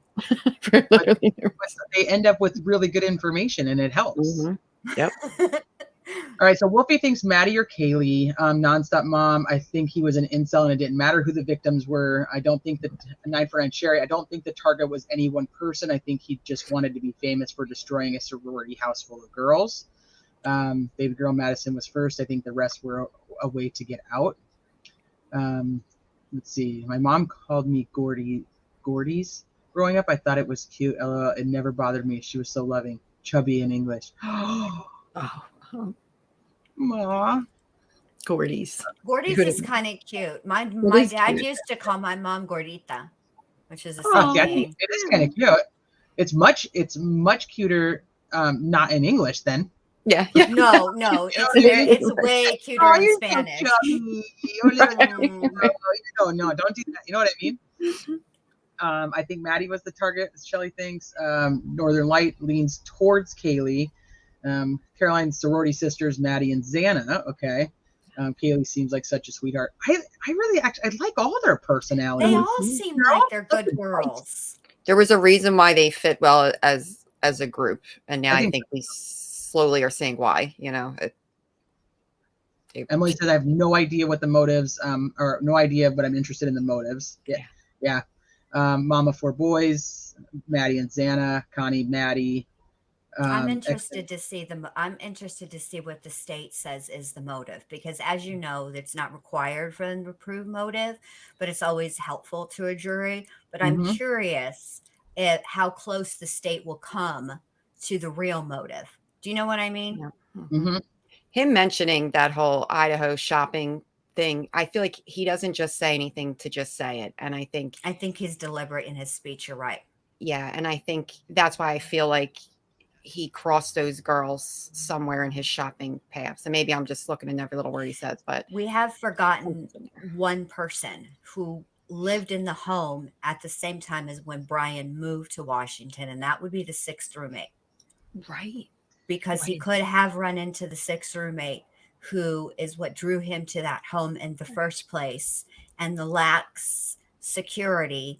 Because I remember that age where you know that that the world isn't like all sunshine and roses, but you do still have that innocence. You don't think it can happen to you. And that carefree, I miss those days. I wish I didn't know as much about true crime as I do. But it's also entirely I'm thankful possible. that you do. Thank you. Oh, yeah, It's we also can do entirely that problem possible. here What if you about want. Ethan? What about Ethan? I don't think he was Nobody the talks about why couldn't he have been the target? Wouldn't let's just play it out. What if he ran into Ethan somewhere and Ethan is everything that he wants to be but can't be? I don't know. I ran through that. But wouldn't it be easier to get a hold of Ethan in a house full of girls than it would be in a frat house? Mm-hmm. I just don't, for some reason, you know, like you get that gut feeling, and for some reason it just doesn't lie with Ethan. Because I ran then. I'm like, maybe it was a guy thing. Maybe even, you know, Brian went past that frat house, and maybe Ethan said, you know, something, you know. And I'm gonna start looking. This will be at the 11,875th side project I run down. I'm curious Make sure you about. make a list. I'm going to look and see if there are any other homicides that are like infamous that he may have studied that would have the same dynamics as this, where it was 4 people, 3 girls, 1 male. he's definitely into his I always say the word wrong. Incel, am I saying? No, that's the right word. He definitely mocks the what is it, the Elliot Rodger, I believe it is. Is he the one he stabbed? Give me 1 second. Oh, he killed 6 people in a stabbing and shooting spree in California, May 2014. Who? Elliot Rodger. Oh, yeah. The incel guy, yeah. He has a lot of Brian aligns. A lot of his a lot of things he obsesses about are a lot of the things that Elliot Rodger obsesses about. I'm curious if that is, if he is if he is an incel in the most strict definition, where he actually belonged to groups, etc., like, you know, that I'm curious if that's the case, then he would leave some type, I would think, leave like a manifesto like Elliot Rodgers did do.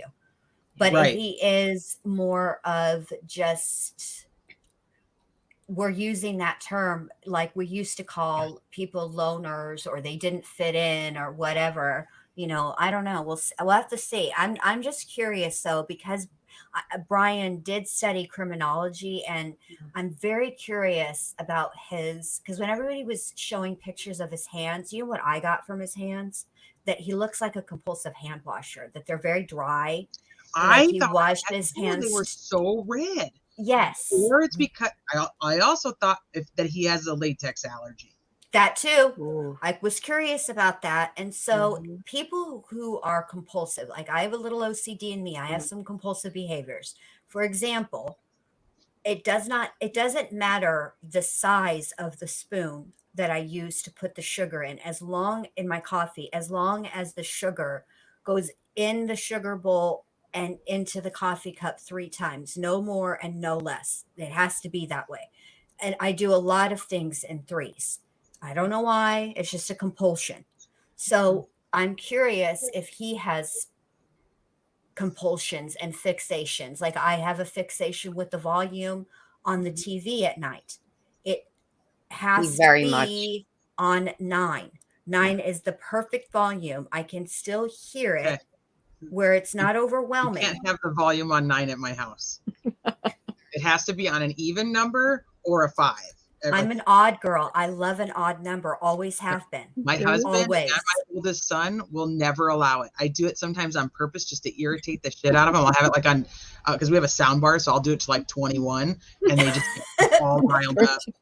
Nonstop mom knows. I do. I am a little bit of a Sheldon. I am. I have a spot. Like when I go outside, I sit in the same chair on the patio every single time. I use the same coffee cup every single morning. I have my spot in the living room where I sit. I have some tendencies. Okay. So that's how I be able to recognize some of these things. We're like, wait a second. Some of these things in other people. He's sticking out. And he was up, remember? That was like his thing. You know, it might have been, if he was still on his time, if he's in PA, it was like what, 4 or something, but Mhm. in his mind it was between 1 and 2, and that was like his cleaning hours, like he did that ritually. Yes. So And speaking of he's a cleaner him, before he goes to bed. He likes to wake up with a clean. yes, That's that's an major interesting OCD. thing. I But do this, that. you know what I noticed about him? Okay, so we've seen a ton of people be brought in for their first appearance, right? For Mhm. crimes like this, and they look haggard and fucking exhausted. This fool was bright-eyed and Oh yeah, he was ready. bushy-tailed at Yep. every single one, even Uh-huh. Chris W.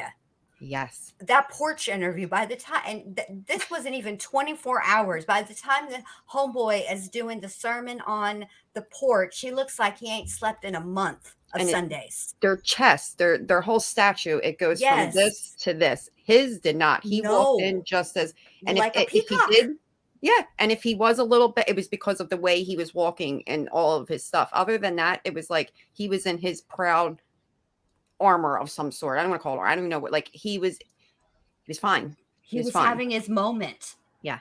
Yes. Crazy. Just crazy. Didn't they say that he does have OCD? Yeah, I believe so. Yeah. I'm waiting because they're going to analyze his ass. Yeah. He's Gosh. going to have to talk to That's somebody. the problem, and that's actually what irritates me. Is that's what this guy? I think he wants. I think I do he too. wants people to be like, I'm going to get into his brain and figure Let out me how it works. And I'm study like, no, you're Study just him. like I don't want to be in your brain. You know. Mhm. This is his stage now. Who came up with the word unalive? It's seriously so dumb.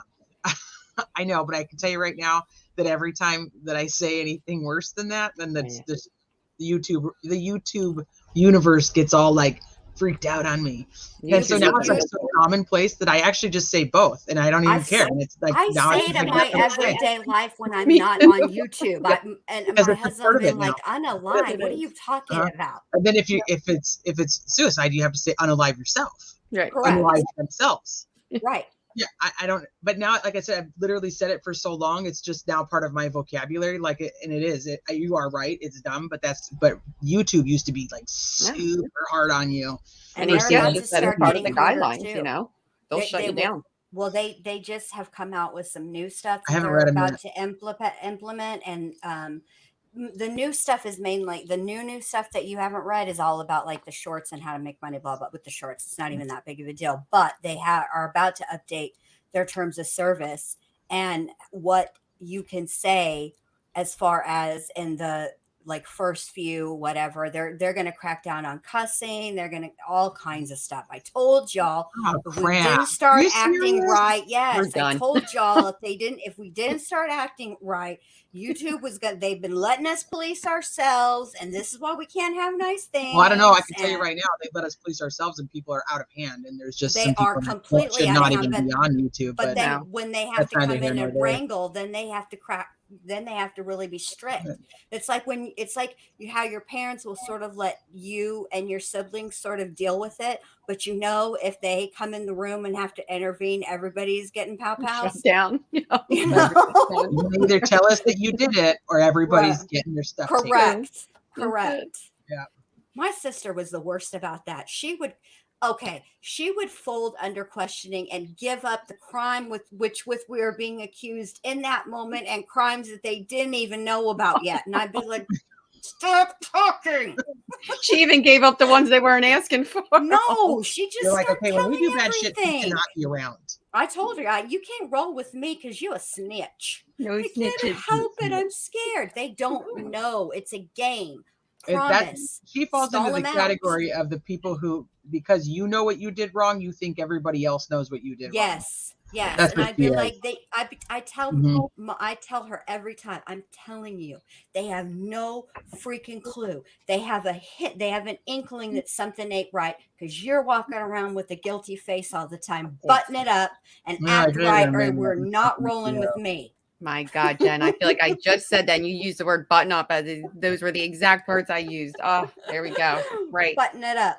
This world is not kind. And if you look guilty, if you go to explain yourself too much, if you go to defend yourself too much, no matter how innocent you are, they will make that and flip it and turn it and rub it down and turn into something. My parents never could get me to crack. Ever. I was problematic in that. It's hard to crack me. Yeah, they couldn't Oh, crack. Yeah, a little bit. I haven't gone that far with it yet, T. You gotta give me some slack a little bit, and there's no respawning. We haven't even gotten into the whole like resurrection and the reincarnation stuff at this point. Oh yeah, We're not there yet. Jade at 847, I absolutely agree with you, and I do. I know I understand it because she's talking about like OCD and how OCD isn't always just about cleanliness. No. There's so many different. It's almost like there's like a.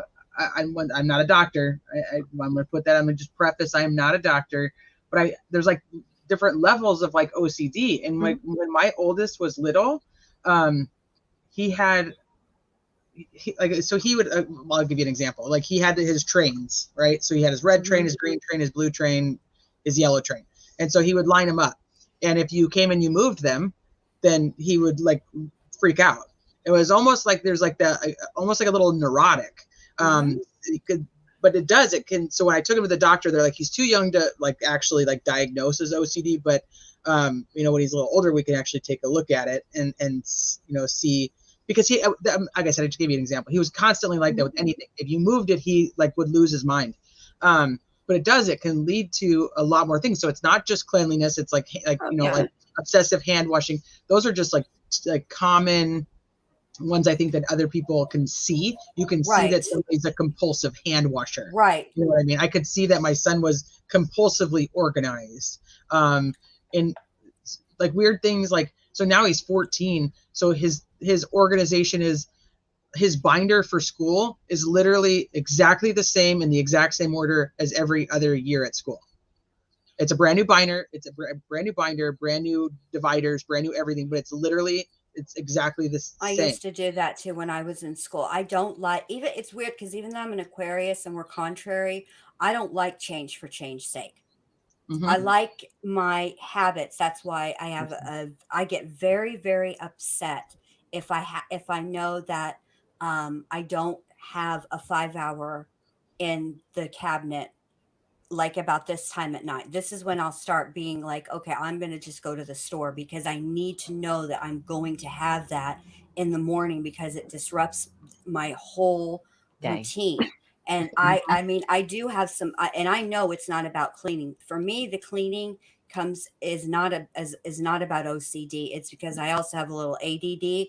And if the area that I'm in is cluttered, the ADD is so much worse. Yes. And I run around unmedicated. Good luck to all y'all. So basically, I've learned and over the years. And she walks while I'm not medicated. So I've just learned some coping mechanisms, but when you have some OCD and you can see it sometimes, you can see it in other people in small ways. There are little tendencies that you do, and that they're they little do and things ticks. like that.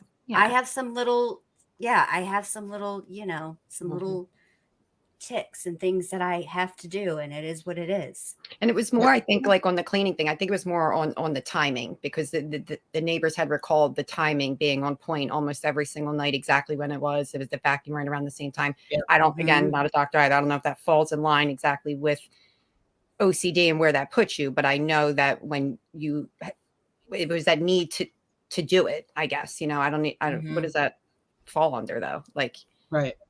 No, I'm not sure. I'm not like when you feel like you have to get up and do something.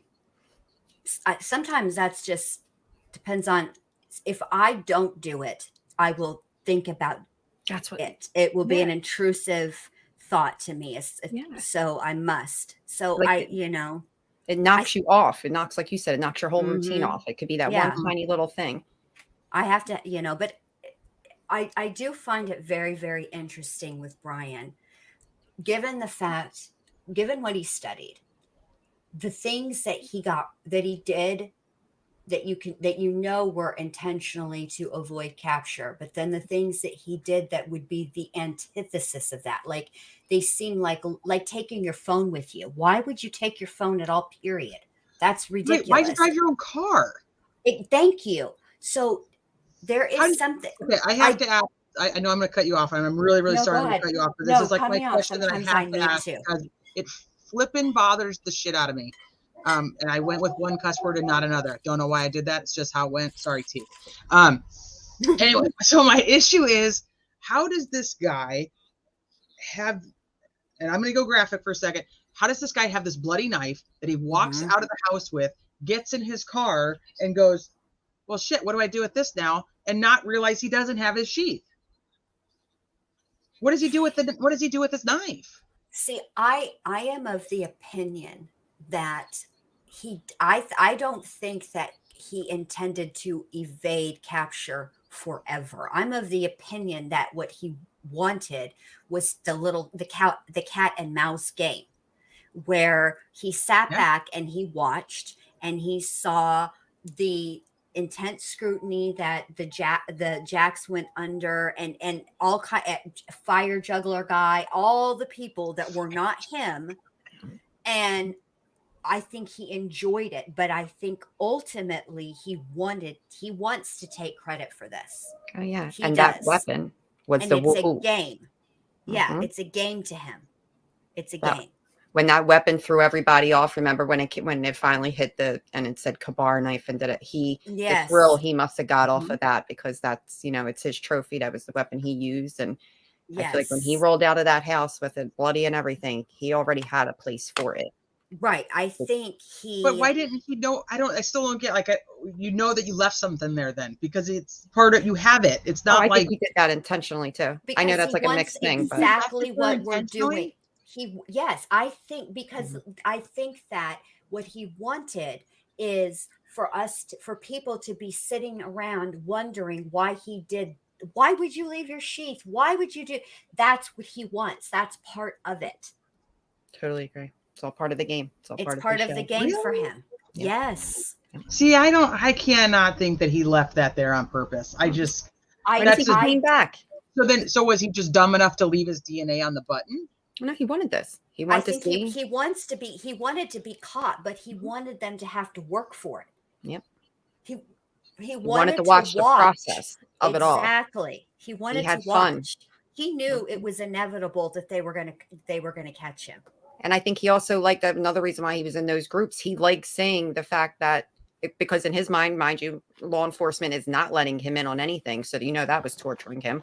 So when he goes into these groups to fish out even more information, and they're feeding him little things, but he also gets to see oh, well, law enforcement didn't catch this on this day, or, even though they found out about the car on the 29th and they might not have put it out there to the 4th or the 5th, whatever it was. In his mind, oh, well, I got over on them for 5 days type of thing. And he is, believe me, he is enjoying very thoroughly all of the interviews that the families are giving, particularly when they ask, we just want to know why. Why would you do this? Why? So I think that he is just like most people that commit these types of crimes. I think it's a game to him, and he is enjoying the havoc that he has caused. And the truth of the matter is, the only person who truly knows why any of this happened, why the things were done the way they were done, in the order they were done, all of it really is him. He's the only one who knows. And I think he is enjoying watching everybody surmise, and knowing that they'll never really know the 100% truth, because that is with him. I can see that. So Addie puts an obsessive compulsive tendency. I think I'm so far behind in chat. Obsessive compulsive disorders, OCD. Neurosis, perfectionism, most common thing people call OCD, and obsessive compulsive personality disorder. Okay. That makes sense. Yeah. That's what I was trying to figure out what do we call that when, okay. Thank you, Addie. Give us the breakdown. Yeah, I just. That's what, and neurosis would be neurotic, right? That would be kind of the same terminology. Oof. I'm not good with that. I'm not good with the psychological terms. Addie, can you answer me in chat? Neurosis would be neurotic, right? Because that's what I kind of think that it is. And it actually brings me back to Shanann Watts, where a lot of people would say that she was OCD, and to me it was more neurotic. So that's interesting. Why I'm because she did need to be incredibly organized, and right. Because when everybody's like, oh, her house was so clean. But then they busted into the office and I saw that. It was And a I fucking was like, disaster. it was a disaster area. And see, yeah, that would never, and I will say this, whenever I see like crime scene footage or stuff like that and the house is a mess, it just really reaffirms in my brain to keep the house clean, because you never fucking know. And alls I need is to be the victim of a crime, and I'm looking down or up from wherever I end up going, and hearing judgy people be like, "You want to see how she kept her house? What a pig!" That's all I Well, need. that's like getting your My mom mom would come find me. put on clean underwear before you drive, because if you get in a car accident, you don't want them to see you with dirty underwear. My mom used to tell me that, and my dad would say, "Stop telling the girls that, wife. They cut your underwear off. Everybody knows that. You know that, because my dad's a paramedic. That's Was right. a paramedic. He's like, they cut your underwear off. They don't care, and you know it. They So stop do? telling the girls that." You put your underwear off? Not They all got the to? time, but sometimes, yeah. Yeah, they go in with them big scissors. I remember. It's like they're not just checking chones every time you're in an accident, okay? But if you're in an F of an accident where they got put your ass in an ambulance, they probably cutting your chonies. They don't care if they're dirty or clean. chonies coming off. So I'm very interested that you both actually agree that you think he wanted to be caught. Hell yeah. Mm-hmm. See, I just don't. Yep. I think he wanted to do more. I think he would have done more. He would have got away with it. This is my thing. I don't think he intended to be caught when he was caught, but I do think he intended to be caught eventually. Yeah. How can you go down in the books as a serial killer if you're never caught? Oh. You can't have infamy if nobody ever knows what you did. Exactly. That's part of it. But it wasn't for anybody else, in my opinion. It was for him. He wanted. I think that there's a twofold here, that he expressed when he was younger that he did not have the capability of feeling. And we know that there's other serial killers that have talked about that this is the only time they've actually felt something, was when they did this. So I think that's part of it. And I think the other part was that he believes that he is smarter than these other people, and so he could get away with it. I just cannot imagine that he left that sheath there to get caught. Well, I don't know that he necessarily left it there to get caught, but I do think it was part of something that perhaps was like some sort of FU, let them think about why I did this, of all the things, because let's be realistic. He did take several precautions that we don't know what all they have though. So far though, they have a shoe print, right? And they have the sheath, but they've not talked about any fingerprints or anything else. And the thing is, granted, it's not a far drive really from the scene back to his house. Okay. But if rap has taught us anything, the last thing you want to be doing is riding dirty. So if you're already committing one crime, you don't be trying to get caught. Funny. People are going to be like, I can't believe you're on there laughing. Jenn just does it for me. I can't help it. But it's the truth, right? So if it were me and I committed this heinous ass crime, right? The last thing I would want is to be riding dirty, but because I've got my freaking unaliving attire on, right? So he had to have taken some kind of precautions. Yes. So it's because of the things that he did that are so basic. Leaving that sheath is basic. Driving your own vehicle is basic. Mm-hmm. It's organized and unorganized simultaneously, which is weird. Yeah, that's intentional. Organized, but not detailed. Exactly. It's like it's intentional. Mm-hmm. Well, see, but I think that I think the reason that there's some of the basic things that are done is the car, the phone, the sheath, is because he is so intelligent, like academically, that he's thinking above, like up here, instead of actually thinking here. So common sense wise, it's not hitting him that these are, oh yeah, don't take your car. You think he's literally too smart. did all my criminal justice classes. Nobody ever talks about, hey, when you commit crimes, don't take your own car. You know what I'm saying? Well, Right. no, Like, but they so do talk about, oh, I don't know, leaving something at the scene that belongs to you. See, this is where the sheath. which is why I think it's a mistake. I don't know. We'll have to. I mean, well, what? Listen, Oh, I I ain't would mad love at for you. You know that. Brian. Why don't you call in? Brian, I'll put get money. in. May. I will Get in put here. money on your books for you to call in this show right now, and just one of us is right, one of us is wrong, or we're both a little right and a little wrong. Just Yeah. clear this up for Well, us right now. Has anything been said other than, because I know I missed a few weeks in there, was it just the print on the actual button to the sheath, or did they All say we anything about know is that DNA. it's DNA. We don't know what kind of DNA it is. We don't is it touch DNA? Well, the attorney, the attorney said that he believes that it's touch or trace. Then somebody else actually, oh my gosh, but I don't remember who the other person was to say it.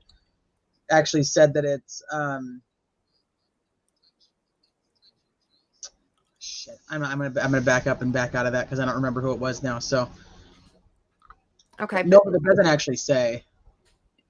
remember when we were going through almost like our own little reenactment of him going in, and he goes into Maddie's room with Kaylee, and we talked all that out, and it was where he placed. I've kind of changed that a little bit. I don't think that's how it went anymore. You don't think that's how it went? All right, but let's just say though that's where he placed, like where right hand went, left hand went. Do you think he pulled the knife out of that strictly from there, did what he had to do, and left it that way? Like, meaning left it by accident that way? Like, am I making sense when I say that? Like, he did it so fast, put that sheath down with his left the hand. sheath should have been attached to his belt. Right. So how did it get off of his belt? Now He it never could attached very it to his well belt. be, because we don't know anything.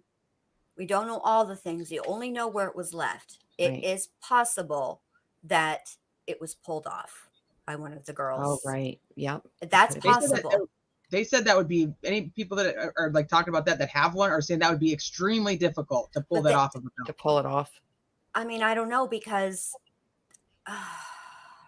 See, how would that get there like that? Like, that's what yeah, think I he- don't know. See, I think he had it like in his pocket. you think And he he had like it in takes his it pocket? out. Hold on, I'll Yeah, be right I back. think he just like had it in his pocket. really. Oh boy. Yeah, and I think that my issue is that he doesn't realize it's in there when he gets to the car. I think is the dumbest part of the whole thing. And that's Because- why you think. So then that's what I'm saying. So does he take that and like set it down on his lap? Does he set it down on the passenger seat? Like, do you put it in like the center console? Like, Now that's where I do think he might have had something ready for that, at least his kill clothes, his knife, whether that be some type of plastic bag already sitting in the car, waiting, a trash bag of some sort in the passenger seat of his car, so he could just. I can't imagine how he could do all of that fast, but I don't know. Trying to rethink his. That's why I think he left it on accident. If he left it on purpose, he screwed up and didn't. So like HTS was saying in chat that some people are thinking that he left it on purpose to try to set it up to look like it was like a military person who did it. Yeah. And I could see that. And then his mistake was that the DNA was still on the button. Right. And he didn't realize that, or thought he had wiped it, or something along those lines. I could see that too. I still don't. I have a problem with him leaving it there. I don't know. I just do. I have a problem with the fact that he took his freaking phone. Yeah. Period. Can Right. we get to the Facebook post? Because I feel like Oh I just shit! I totally forgot about the Facebook yeah, post. because I get you guys off on every other kind of. You're just this All right, is what hold it's on. like to be in my brain. Welcome. Welcome. Fun, ain't it? Okay, hold on. Ain't it? We're all having fun now. In chat. I know I was like super far behind. I didn't even realize I was that far behind. People are probably like, "Why the hell are you reading that comment? That was like 20 minutes ago." He's going to make me rethink this whole Maddie thing on the left side. Watch. Well, so my thought is, I do think that the target was either Maddie. Mhm. I always kind of lean towards Kaylee. Now I'm thinking I'm kind of getting away from that. I'm thinking it was either Maddie, or it was the house. And like a couple people have actually said in chat that he was pissed off he was pissed off at how happy these kids were. He was pissed off at the lifestyle that they were being able to live, that he wasn't able to live. And then he found this community as he was driving around, you know, doing whatever the hell weird shit he was doing. And then he found the house and realized, okay, this is a good neighborhood. This house is easily accessible. It's really dark over here. And then kind of narrowed in on that house. I think the whole area he didn't like, because if he's pinging over there a whole bunch of times, he's hanging out over on, you know, Sorority Row and by the brats and all the off-campus housing that has to do with the sororities and whatnot. So I think that he just did not like them. And how about that back way? That one. That made it even easier for him to be in one state and then go to another in 10 to 15 minutes. Is that true? So that made it even more, I feel like, appealing for him. And then I've gotten to the point where I do not think that Maddie and Kaylee were sleeping in the same bed. Yeah. Jen and I were talking about this a little bit last night. I agree. I've never thought that. Yeah. So I think Kaylee was in her bed, and I think that the dog started barking, and that's how she woke up. And in doing so, that's when she went to go find out what was going on. The dog stayed in her room. Yep. And that's why her wounds were worse than Maddie's, because she was awake and fighting back. Maddie was asleep, and that was it. Explains the dog. It explains all. It explains what Dylan thought she so heard. Dylan thinks that she hears her playing with the dog because the dog's barking. She hears the footsteps, and then probably a scuffle. But she thinks that once again, there's the footsteps and her playing with the dog. That's her excuse in her mind of what's happening. Makes it pretty easy. She kind of goes, okay, Kaylee's up there playing with the dog. But it's also something she might have heard a lot anyway, and he created it as a similar sound. You know what I mean? The other reason is because, like, Steve, her dad, tries to say that her bed was made, but her bed is not made. Her bed is unmade. Her bed is like it was made, and you fold down like just the corner part so that you can like get in and out of bed, or like when you're going to get out of bed, you kind of just throw it up and throw it over, and then you climb out. That's how her bed is. Well, I want to say this because when I was doing a little, research as I do, I was looking because it used to be that you could go to the student housing, all right? And Kaylee, their house was on it. They've since made it where you can't click anything and it just says this is not available. However, I did go to where Brian's apartment is and got a whole entire virtual tour of what his look like. Cause I don't know which one was his. They have like a townhome, and then they have like a 2-bedroom, and they have one. Okay, so I looked at all of those. If I could do that, it wouldn't. I think people, even if you were just outside watching, it would not give you the exact layout of that house. You can see the main stuff, but you can't know all the little things, right? But this is what they need to be working on changing. Okay. There is far too much ease of access online to get a layout of these apartments, period. That's the truth. You could do that. You just did like the virtual tour, like you're going to rent it, right? Exactly. Yes. I went to the student housing at WSU. I looked up, first I Googled his apartment complex, the name of it. Took me right to it. First hit on the Googles. I clicked it. I scrolled through it.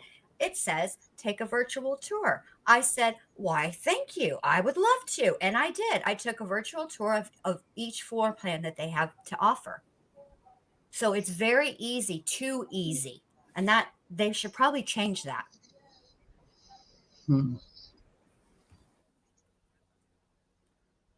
Maybe. But I mean, how else are they going to rent them? The old-fashioned way. You drive out and you go Everything look is at on the internet shit. now, though. Yeah, and you can't always drive out there. A lot of it's student housing. These people are coming from across the country. Okay, but they could have the old. Remember how when you used to go and rent an apartment, they would give you their brochure with their different floor plans, and it was a Yes. literal floor plan. Uh-huh. Do that Yeah, shit. Don't be giving people a virtual tour. It's dangerous. it is. Look, if I'm a decent person and I took the virtual tour and I'm not You going can to do light up the room. anything Jen. exactly, and I'm not going to do anything nefarious with it. But if a good person can get to it, it's conceivable and probable and very likely that somebody with nefarious ideology can also. So, Yeah, but I just think that there's no going back. I know Technology it's just taking over the scary. world. You know that. It's just scary. It's just scary. It makes me want to. I never used to use that backpack thing, which is really just basically a fancy leash for kids. I never used one of those on my kids. They didn't really have them when Yeah, my I haven't kids were either. little, but low key, the last baby bird, I'm considering getting that for her and never letting her leave ever. Aww. Like she wants to go to the senior trip is at Universal this year, and she wants to go. Yeah. And of course, I'm going to let her go because I have to let her go. Because if you don't let your kids do anything, then nothing happens. And I'm going to be a nervous wreck. So I'm going to have to come on panels. So Yeah, brace you're gonna yourself. be a disaster. Again, we're going to be together because mine, they're going to the Bahamas. And Okay. you're right. If we don't let them go, we're the worst parents on earth. Right. And the Bahamas would be more intimidating to me. It is. Universal's like an hour and a half. Oh, my nerves are bad. The only thing I'm kind of okay with is there's 4 parents that are going. They're like the mom crew of the school. So we kind of have that, I feel. At least that's what I'm telling myself anyway. That questionnaire is another thing that's been stuck in my craw for a while, but I made Teresa pull this up, so now we have to discuss this because I actually do want to discuss this. Yeah, we have to discuss this. Just a couple things before we move too much further to move into this though. He had the job at the pizza place, and then he had a job in security at one of the schools in the area. Oh, wonderful. So that's kind of his work history. So yeah, he invested all of his time into schooling, and I think that's where he excelled, and that's where he felt comfortable was in a book. For sure. The other thing I I want want to know what his stressor was. What flipped? What Yes. made him flip the switch? I think he wasn't under parental guidance anymore. I think it was Pullman. I think when he got rejected from Pullman because he worked. How This do we is know what he got rejected? I've Well, never been able to find that he actually got rejected, just that he Well- applied there. Well, he obviously didn't get a job there, or they would be saying that he got the internship, right? So I think it's a safe assumption that he didn't get it. Yeah, that's true. Hi, Lex Luthor. I mean, we know. I mean, we've dug into everything else. Like, can you imagine? And I'm not justifying it, okay? Because this is clearly wrong ass thinking. All right, but your whole life has been school, right? And you Yep. apply for an internship, which is, I don't know if that was a paid one or not, but whatever. Doing what you went to school for, and you get declined, and you start having thoughts like, "What the hell am I doing with my life?" Well, I spent all this time getting an education, all this money, and I'm not even hireable as an intern. It might freak some people out. It might have caused them to snap. I don't know. It wouldn't could cause have, me to Because snap. he's I like, would look, just I be have all like, this education and they won't let me use it. right. It wouldn't make me snap. I would just be like, okay, well, Pullman ain't for me. I'm going to go apply everywhere else. But that's the kind of person I am. Yeah. I'm all about I don't worry about the getting knocked down. That happens. I worry about how You the get fuck back am I up going to again. get back up? Exactly. Yeah, that's right. Just get knocked down. I get up again. That's right. Okay, so the other thing I wanted to address was Wolfie had asked, and I don't even know if Wolfie's still in here. If you are, Wolfie, I'm going to answer your question real quick. You had brought up the 6th roommate, and this is a little while ago, so I'm sorry I'm kind of backtracking, but before we move on to something else, I want to kind of wrap up all the other little loose ends I had. Yes. The 6th roommate, they talked about the 6th roommate being on the lease, and that person was not there, but they never actually clarified whether that person was somebody who had moved out like prior, or if that person was somebody who had never moved in, just that there was a person on the lease. Okay, so I read an article not from Daily Mail or anything like that. I just can't. I saved it, but I just don't remember where I saved it to. Mm-hmm. But that the 6th roommate moved out before the start of the school year. So That here's is where how they here's where put my it. issue falls into that is there was 5 people who moved out at the end of the school year. This 6th person moved out at the beginning of the school year. But I mean, what I'm saying is like 5 of them had Oh, I graduated. see. And I left. know what I see. So What why you're would saying. one still be on the lease but not the other 4? Perhaps. So this is okay. So Shelley says they transferred. Do you happen to know which one that is? Because from what I could see, the ones that all lived there before all graduated. I would like to know more about that because this is actually something that I've this is a side project, as Jen would say. Is I was very curious if there was a 6th roommate who was supposed to be moving in, like that went on the lease and never showed up and never went there. So Maddie lived there beforehand with some other girls. Kaylee moved in June. I believe that Bethany and Dylan moved in August. See what that's the thing is that okay. Do you know her name? You don't have to say her name on here. Do you know her No, initials? I don't even think they gave the name. Just a Okay. 6th roommate. If you Google it, the article does come up. Right. That's why I've never seen it actually saying that person moved out. Just that there was a 6th roommate on the lease that. The article I read said that she did move out at the beginning of the school year. See, that's just weird to me. So that's why I'm wondering. Okay. But this is why it's a side project and stuck in my crawl. Because if his phone is pinging in the start of the school, at the beginning of the article literally says beginning of the school year, right? That's very vague. So I need, in order for me to understand all of it, I need to know all of the things because if you're trying to figure out the why, you got to know all the things, right? Which would include somebody who was living there at the time that could have potentially run into him somewhere, right? And totally innocuous, meant nothing to this person, but meant everything to him, which is what drew him to the house in the first place. So I don't know. The law enforcement obviously knows, and maybe that's going to come out at some point, I'm sure, because whatever. But that it's one of those side projects that it's driving me nuts about. They all say so. So Kaylee did move in June. That was one of the things that you can actually, if you go through her Venmo, you can see that she was paying bills. She was paying bills from there in June. The other girls start at the end of July. So Jeannie's saying she never moved in. This is where I'm at. All this right, is where I'm going to go find this article that I read, and I'll send you the link. I'll put it in the back chat or private chat. Brandy, I'm a Virgo too. Oh, I have 2 kids that are Virgos. I love Virgos. And my daughter's a Virgo. I love a Virgo. You know just exactly where the hell you stand with them, and I appreciate that. Yeah. That's true. I ain't trying to light up no freaking rooms. That's First, right. I tell you where we stand. That's right. My baby.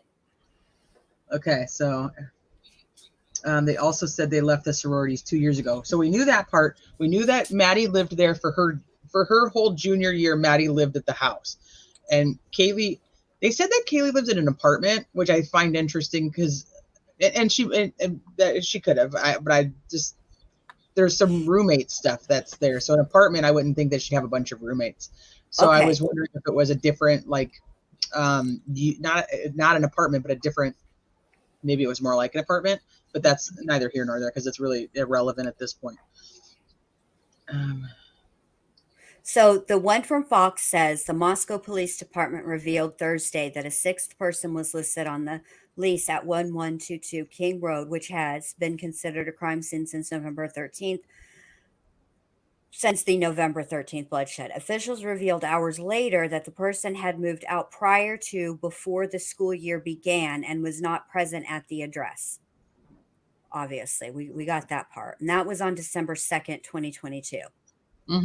All right, let's see. So moved out prior to the beginning of the school year. What does that even mean? Prior to the beginning of the school year is also the end of last school year. So we need you to nail that time down a little bit more. Per Steve, she never moved in. Is that from today's interview on Olivia's. I don't remember him saying that part. Let me know where that's from. Okay, so JMP Outdoors. I think he ran into M and X at the Mad Hatter. He got. I'm wondering if you're thinking you're saying like the Mad Greek. He got mad because they didn't tell him that the vegan meals were cooked on the same pots. That's possible. But I think it's interesting that the person moved out and didn't take their name off the lease. It doesn't make sense to me. And there were so many people that moved out already at the end of the last school year. Why was this one random person still left on there? That's what made me think the person never moved in. But but then somebody said that they ended up transferring schools. I don't know. But either way, take your name off the lease because I'm only really curious about it because does that person have a tie to this dude? Right. That's what I'm thinking. That would open up a whole nother, Well, if the person moved out in May, and we know he didn't live there in May, he lived in Pennsylvania in May. So that's why it's important to me whether the person moved out at the end of the school year or the person actually just never moved in, like how that works because he wasn't there. Did they even have an opportunity to cross paths? That's what I'm trying to figure out. Can we? Yes, that's what I'm trying to rule out too. Right. The Free Spirit, the restaurant posted that they do not recall Brian ever being a patron of their restaurant. That they do not believe he was ever there. The Corner Club also posted that they do not believe he was ever at the Corner Club, and he was not there that night. I didn't go to well, I mean, I have secondary education, but I didn't it was when I was grown up, like way after I should have been going to college. Mm-hmm. So I don't know anything about like on campus living or anything like that. And I wasn't like when I was in high school and partying with college kids, I didn't ask those questions. Hey, we don't care about that. Yeah, I was mainly just glad that they had the liquor and that was enough for me. I had a great time. Everything was fine. I didn't ask about leases or responsibilities or none of that. Right. So I don't know any of this stuff. We didn't want any responsibility. We didn't want to know what their responsibility was. Correct. Baby Girl says the guys used to live in that house before the girls did. Yeah, the guys lived in the house. What would that 2019 to 2020? Then the girls moved in. Maddie and the sorority sisters moved in 2020 to 2021. No, I'm 1 year ahead, aren't I? I think so. So 2021 is when the guys lived there. 2021, 20 to 21. The girls lived there 21 to 22, and now 22 to 23. That makes sense. Yes. So the guys lived there from 20 to 21. And one of them lived there in 2019 because he gave an interview. Because that's when the whole lock thing. The girls didn't live there then. Yeah, no, no. Okay, let me see. Hi, Roxy King. It's on Reddit. I'm wondering if it's on Reddit is the one. Okay, Baby Girl said she just didn't return to college for the semester. So was she one that lived there with Maddie prior? And the other girls graduated and she was supposed to continue to live there and she decided to transfer. It's kind of what I'm gathering. But like I said, I mean, it's not overly relevant. I just wanted to know because I have a lot of their ties to different people. And let's see. Lex, and then I'm with you. I was just going to say that. I cannot understand why. Now, I will say this. There does seem to be the only thing that I can think of that would be a motivating factor is knowing that he had a certain amount of time that this had to be done because his dad was going to be coming from Pennsylvania to take, into Washington and they were going to do the drive back. So he did have some element of a time frame, but why he decided it had to be that night under those circumstances, like that's the part I can't get past.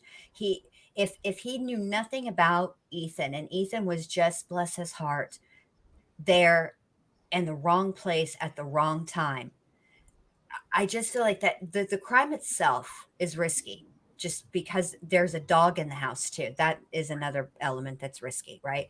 But then you have multiple people and it's very difficult to control a scene like that. why would you take a chance? Why would you risk it with somebody who could potentially defeat you? You know what I'm Mhm. saying? And why wouldn't if you can't if you why wouldn't you eliminate the biggest threat in the house first, which presumably would be Ethan? But it doesn't seem as though that is the way that things went. So it's all very odd and whatever. It's all up in his brain. Like initially I thought Ethan was the one who took his energy from him, you know, like exhausted him some. And now I can't help but to think his moment with Maddie and Kaylee was what took it out of him. Lex is making excellent points here. He had to have known if he was watching who the vehicles, because he did, Mhm. at least it appears from his phone anyway, that he did spend some time surveilling, watching the comings and goings. Right. And you think he would have known whose car that was, and you would think that he Yes. wouldn't have known then that Kaylee was going to be there because Kaylee's car was not there. Right. So if Kaylee was the target, he would have assumed she wasn't home. Right. Right. That's why.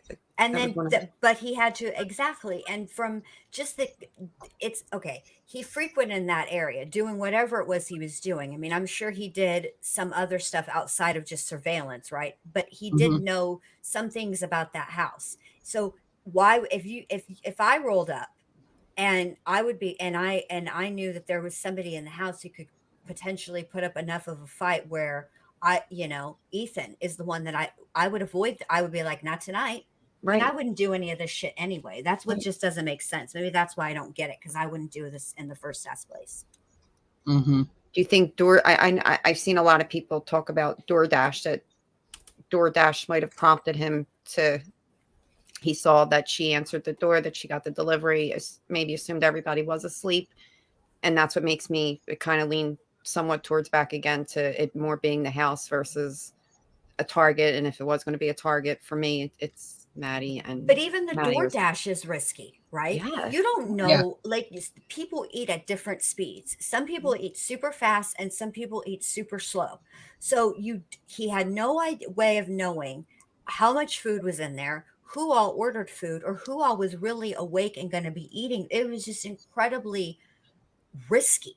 yeah, yeah, totally agree. Can't, I do agree, Alicia. I think that I'm starting to lean towards it. It was either Maddie or it was the house itself, just the easy access to, it didn't matter who was in the house. Which was always a weird thing to me when they would say, like, we don't know if one of the girls was a target or if the house was a target. And we were always like, the house. But now I'm kind of thinking that might be it.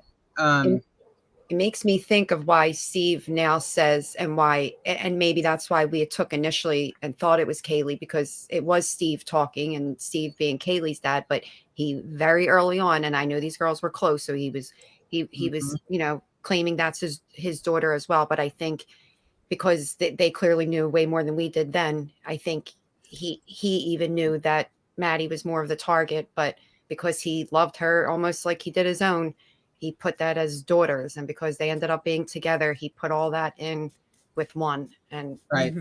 makes me believe even more now when he says daughters, and that's why he claimed Maddie the way he did.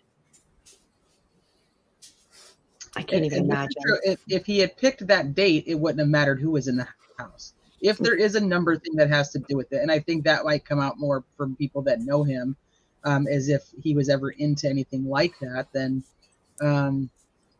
I've seen a but lot he, of people talk about that, actually. Well, we oh, have, really, on the numbers. Mhm. if this was the house and not the people, right? That's happened before. Mhm. The whole Right. reason that Sharon Tate and Abigail Folgers and at the Tate home were unalived, what they were not the targets. The house was, because Manson had been there before with his group, and it was Terry Melcher, I think is how you say the producer who had turned Oh, him yeah. down. Uh-huh. The La Bianca house. He didn't know the La Biancas. What had happened there was he and the Manson family used to go chill at that house too. They lived in a bus, and neighbors called the law and they ran him off. And that's why that house was a target. It had nothing to do with who was in the house. He had no idea. Why isn't that the house that the Melcher guy used to live in? The No, Tate house was. The La the Bianca Tate house house. was the place where they partied at when they lived on the bus, on the school bus. And the school bus was sort of parked on the property, and the neighbors got sick of it, and they called the police, and the police ran him off. But that's how he knew those homes. He'd been there before. That's why it wasn't the people, it was the actual physical address. So it's Yeah, happened before. well, it makes sense. What do I think about the hacking of the phones and maybe the DoorDash order coming? I don't. I do have some questions about the DoorDash, and is that what made him do another circle around? But I don't think there's any hacking of the phones. I don't think he placed the order. But I could be wrong, obviously. I mean, I just don't. That's just not. I don't think so. I think that the kids placed the order and were eating their food. Yeah, and I think he saw, oh crap, DoorDash is here. And I'm also curious. Better do another lap. The Jack in the Box, but nobody knows that Jack in the Box was actually from that night. I mean, if you That's think what about I've been saying. I did there's that whole Domino's thing. boxes in the backyard. Obviously, those aren't from that night just because there's a bag there. People are like, well, they would have thrown it away or whatever. I'm like, the trash was overfull. It was spilling out into the back. Mm-hmm. If you look at the initial photos of the house, there's stuff all over the tables from like a party. There's all over the tables in the kitchen, all over the tables from the living room. Like that angle, I'm not convinced that Jack in the Box has anything to do with that night. I think whatever they ordered was in. Okay, so let's say it was Xana who ordered it, right? Which is what the police. Actually, if you really read the PCA, it's not clear exactly who orders. He just said received, but whatever. So Right. let's say she's the one that ordered it in her name, from her phone. I think that the most likely reasonable explanation is wherever and whatever she ordered was still in that room the next morning.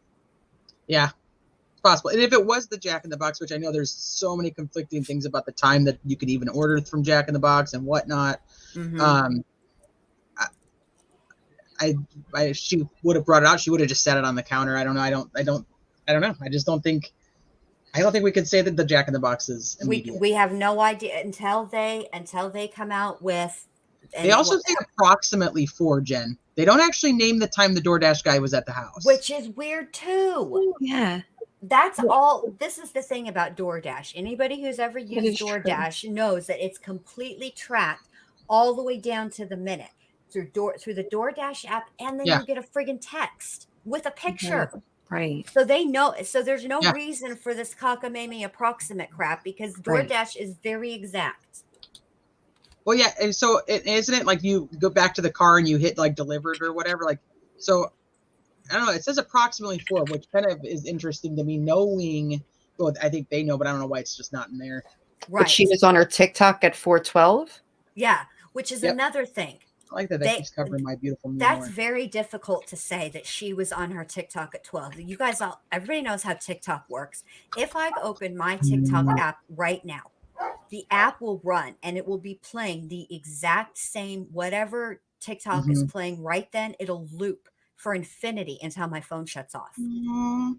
So who's to say? Hi, Parker. The other thing about it is I don't know how she kept her phone, but I have many times been doing something and touched another app on my phone when I wasn't intending to and opened up an app that I wasn't.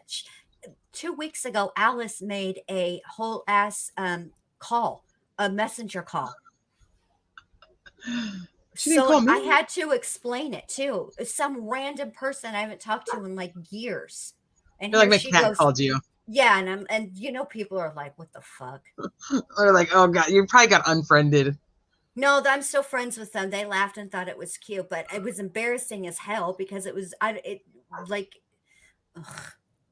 just ridiculous. And here's Alice, like, too bad, so sad, bitch. Don't leave your phone out. Yeah, Shelly, I agree. They totally know. I mean, obviously they know so much more than we do. Otherwise, we wouldn't be sitting here speculating. We'd have a lot of those answers. And Dave says, yeah, like the apps will do a lot of background work. The only thing I can tell you is going through her TikTok, she does have comments that she made on other people's TikToks on 11/13. I can't tell the time. So it could have been at 12:01 a.m. and it could have been at 4:12 a.m. I have no clue, because it doesn't but the person who got the message would know when they typed it or when she typed it, but it does have the date of 11/13. Wow. Hi, Autumn. So, all right, let's see. Okay, let's go through the Facebook post. We've talked about it like 15,000 times. I've never actually read it. Okay. Okay, so take this for what you want, because it's kind of is what it is. It's a anonymous, post in a Facebook group. So I don't know if you guys have seen this yet or not, but I'm gonna read it. Yeah, this is the Facebook post that Jenn was talking about, and then we were talking about. So it's a anonymous group member. I'm posting anonymously because Brian is my family, and you people in this group act like vultures and rabid raccoons. Brian is innocent, and you will see he has been framed by his drug partner friend at the security guard from the university. They were doing drugs together in the parking lot, as they had done numerous times, but when security guards started acting like a peeping Tom outside the girl's window, Brian left. The security guard drove back to his apartment. The reason the phone was off is because the battery was flat and security guard was using the car charger. Brian put his phone on charge when he left the parking lot, and he switched it back on when he was near to his apartment, because that's how long it took to get a charge going. Brian's knife was in the car, and security guard was holding it because he has used it to chop the cocaine lines. Yes, I said cocaine, because Brian stopped heroin years back and substituted the drug with cocaine. He has tried so hard to stop everything, but he is an addict, and he has bad migraines, so the cocaine actually helps him.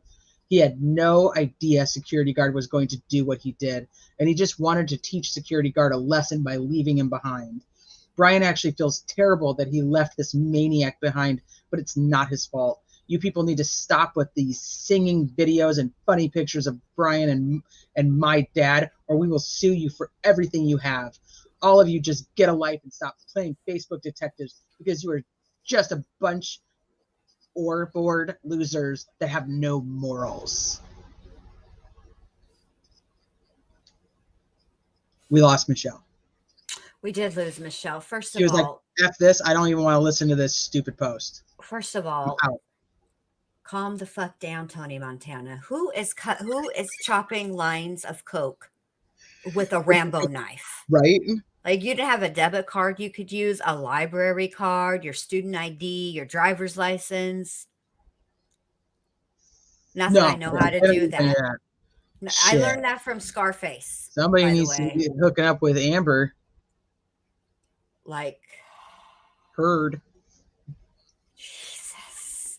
Ah! Nobody presents lines of coke like Amber Heard does. No, she can set that creates, shit up good. She creates It's a right whole there. ambiance. Hi, Eve. I got a partner with Eve. Hi. Oh my God, Jenny. Hi, Suspicious. So it's his sister. Well, I think that's they're trying to. Whoever this is trying to be his sister. I've been thinking about this. Okay. Flat battery is not a term that is used in the United States. No, it's people not. From the United States say the battery was dead. My battery died. I've never heard anybody ever in all my livelong days from the United States, born and raised, use the term my battery is flat. It is a British term. Not if you're into badassery. I mean, listen, like, what are you chopping lines with the Rambo knife? And I mean, that's not even safe. Absolutely not. What if you put a finger? And besides that, how much cocaine are you chopping up that you need a knife that big? I mean, what are you doing? I mean, that's very excessive. He's fancy. He's a tough guy. So you don't have a little. So this one, did you see the second one or no? No, there's another one. Oh yeah, hold on. Oh, I only saw this one. No, let me bring that one over here. Hold on. Oh crud! Where are you? I thought about that, Dave. But the fact of the matter is, our language patterns are our language patterns. Yeah. And to say that you have a dead battery it's not even like read the room, or Nancy Grace, who's tone deaf, with setting up her Girl Scout cookie table in front of the freaking house. That was ridiculous. I don't know why she thought really that was wish a good idea. she wanted some Girl Scouts cookies. I would love some Girl Scout cookies. It's the I'm really table for hungry. me. If she had gone out there and like Brian Etten does and just stood out there and reported, I think the whole world would have been like, what else, right? But you brought Did you a see the table. sign that the neighbors put up? Yes. I said that if it had been me, I would have baked Nancy Grace laxative brownies, but I am not a nice person. So whatever, but still, it's the table. It was the table, but Nancy Grace is the table.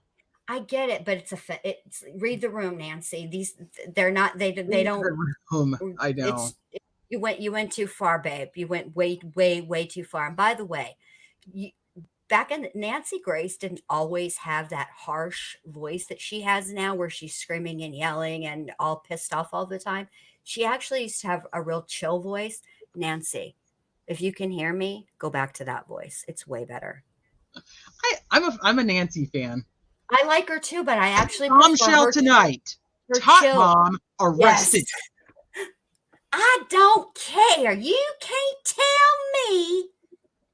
I love her, but I also like her chill voice. Shelly said she was actually in a courtroom with Nancy. She's a pig. I would never want to be in a courtroom with her. Somebody said this was it last night? Shit, I don't know. My days and times are running together. Somebody was saying that, like Nancy is entertainment at this point. She's not a lawyer. She's not a professional in law. She's an entertainer. And she is, and I think she's that's good what at was entertaining. offensive. But I think that's what made it offensive. See, Brian Etten at this point, and listen, I'm just talking about their styles. He's not an entertainer, though. He's not. He's an actual reporter, and that's why it's for him to be standing out front of the house and giving updates is different. It's different than because she is an entertainer. I still like her, but I knew when she posted that picture to the Twitter, I was like, oh, I knew it was gonna be bad. Hell. And then she posted the other one of her with the yes, street sign that she was gonna be driving around. I was like, this is gonna be really bad. Nancy Grace, babe, the internet remains undefeated. They have even taken that picture of you and put Bernie Sanders and his inauguration outfit in his chair there too. Stop. Listen, babe. You were a meme waiting to happen, honey. And that's exactly what happened. Bless it. It's funny that Nancy and her senior reporter claimed they read the affidavit and then went on trying to figure out how DM saw BK from the first floor because they didn't read it. I didn't. Okay, so I did not know that. Did she really fart on Dancing with the Stars? It's been a rumor. I don't know. Bombshell. Top mom. It's the way she says it. Top mom. The top mom. I know. And the look on her face. Hates her. Okay, so this is from today, and ironic. Now she used to read Scott Peters for filth too, and it was hilarious. She really doesn't like him. No. The friendship door is definitely closed. Yeah, no. There's no love lost there whatsoever. So I would like to thank the admins for allowing me to post yesterday. I would like all the members to know that it's really not easy being a relative of someone that's been unfairly imprisoned. You people think this is some type of game, but it's not a game. If your relative is the one that gets murdered by the state in the end. I wish I could tell you everything I know, but I can't. If you knew what I knew, you would be petitioning for freedom, not state murder. Fun fact is that the security guard, quote unquote, friend is the guy that called the car in, and that's why I've said he's been framed. Security guard knew the car was there, but he failed to tell anyone that he was in the car and very close to the house after the car was gone. And who knows when he left or how he got back to the university.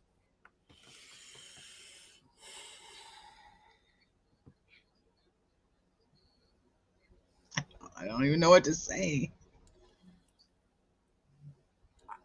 Coke helps migraines. So I guess, that's not my medical opinion because I mean, I'm not a doctor. They used to give people back, like I'm talking about back in the day, like in the old West, they gave people cocaine for toothaches.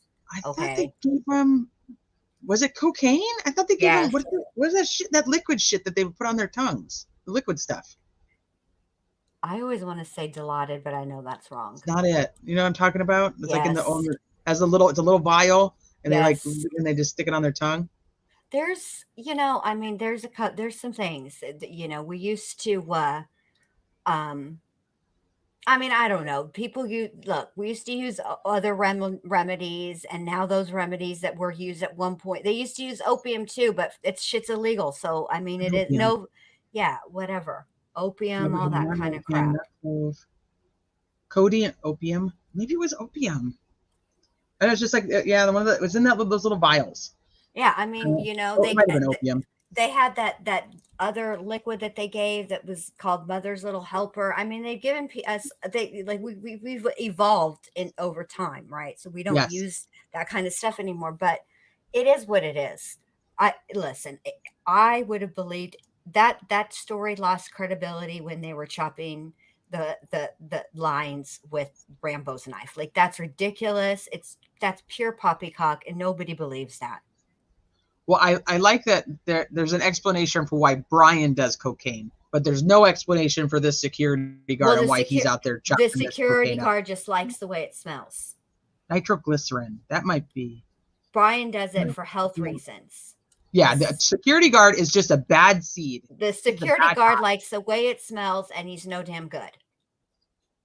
Autumn, yeah. So the security guard. So this anonymous poster is claiming that the security guard from Washington State University, that is the original one that called the car in on, I think, the November 28th, 29th, that he is the one that actually did all of this and set Brian up, because they were in the car together doing drugs, and Brian got mad, left him there. That's why his car is seen. The guy that he left there had the knife because he was cutting up cocaine, so he had the knife in his hand. The security guard also was using the charger because Brian's phone had got, what was it called, flat? Yes, his battery was flat. Yeah, flat, dead. And so everything is the security guard's fault. That's damn security. Here, this is the other thing. This is troll crap. It's in my opinion. It's probably not a good idea to use narcotics, street drugs, to treat any type of chronic health issue, because here's the thing about that. You're not always going to get the same quality every single time. So it's very, very unreliable. And, as far as, pain relief or anything else, you don't know how many times that stuff's been cut. It's a bad idea. I don't, just say no. Just say no to drugs. Just say no. It's all bad. Lexia, the security guard, the one from Washington State University that called the car in and said that, they have it in that affidavit as like that he went through and saw how many white Hyundai Elantras were registered to Western State University campus, and then it narrowed it down, so on and so forth. That's the security guard that they're putting it on. This is what happens in these cases, is they get taken over by internet trolls that literally, and I know people are probably going to get upset with me, but that Papa Roger account, that is an internet troll. That I will I will bet somebody some money. Not really, because you're not allowed to gamble on YouTube. So I will bet somebody a handshake that is an internet troll, that is not him. Inside looking, same thing. People intentionally go out and do this. And I think because I've seen this happen too many times on so many cases, this Peshmita. Yeah. Peshmita. I'm only betting a handshake. So this is what they do. They do this on purpose to cause just mass dissension and chaos. It's love fun the attention of it. When all the YouTubers are like, "Is Papa Roger really Brian?" They love that shit. if Papa Roger were Brian, shit, now I'm all confused. I don't have any. I Did don't I know say anybody's. Brian? I probably No, said Brian. I don't you know. said Brian. My back is killing me. I'm like Mine is sitting too. here, my back I is killing me. I know. I'm like I'm a rubbing my own back. I'm like, so I need to if miss it out. were if it were him, there are ways that you could Facebook is subject to subpoena. They don't have the same type of privacy clauses and shit that other platforms Yeah. have, and they will give it up. They'll be like, "Oh, here you go." Yep. So, let me see. Tons of Facebook. Yeah, it's I don't know. I'm telling. It's just so reminiscent. doesn't anybody remember back in the day when there used to be somebody that, look, back in the day, there was a member of the Mommy Wars group who was Casey Anthony. All right. And would post the most random, like not even mean. Actually, some of this shit was funny. It was just the fact that the person was going under Casey Anthony that was like, ugh, right? Then there was with the Watts. There was somebody that was posing as Kessinger, going to Hawaii and all the things. And, it just, oh gosh, yeah. remember that? That's right. Yeah. She liked bread or some shit. Yes. I mean, it is like people just all right, do he's crazy picking me up on my offer. He wants a handshake. All right. Let's see how it goes. It will come out. It will come out. Well, yeah, it'll definitely come. Well, I mean, unless the guy takes a plea. If he takes a plea, we could end up in the same boat that we were in with Chris Watts. See, I can't see him taking a plea at all. At all. I can't see him taking a plea. But I've been wrong before, and I'll probably be wrong again. The only reason I think that he would take a plea is because of his family. I'm going to go same route as the fact that his mom has done so many posts and so many things, even like published in newspapers and whatnot, on how anti-death penalty she is. Mm-hmm. I have a feeling that once the actual announcement comes out that they are going to seek the death penalty, but that's where I think, because when she was reading the charges off, right, and asking if he understood his rights, she said the minimum and the maximum was death. The minimum was life, right, and the maximum was death. Right. So that's still not decided. That the prosecutor has not formally filed. Well, they have not formally. You're right, but I think that, I mean, like, is there anybody in the chat or anywhere else later on down the road that may listen to this that thinks that the prosecutor is not going to seek the death penalty? She has to be aware of that too. She has to be. Well, I think that's why she's on the case, is because she's a death penalty attorney. You know what I thought exactly? You know what I was thinking when I read what she wrote about specifically Ted Bundy at his execution. She is not the only person that commented over the years and even at the time about the temperature of the audience at his execution, the cheering, the t-shirt. There were more than one reporter who could not understand why there were children out there. Do you know there were children when they were searching Gacy's home and going under the crawl space, that people had sack lunches out there, that moms were holding their children up so they could get a better view? And it was, people have commented on it. Like, that's, I took her article that she wrote as more of a commentary on the atmosphere surrounding his execution, and that's one. But then she has the other one where she has an article about the death penalty. I have to look at that one. All right, I'll find it and send it to you because I think I have it on my phone. So she has the one where she talks about Ted Bundy and the execution, and how basically how bad is humanity that they're out there like cheering on the fact that this man has died.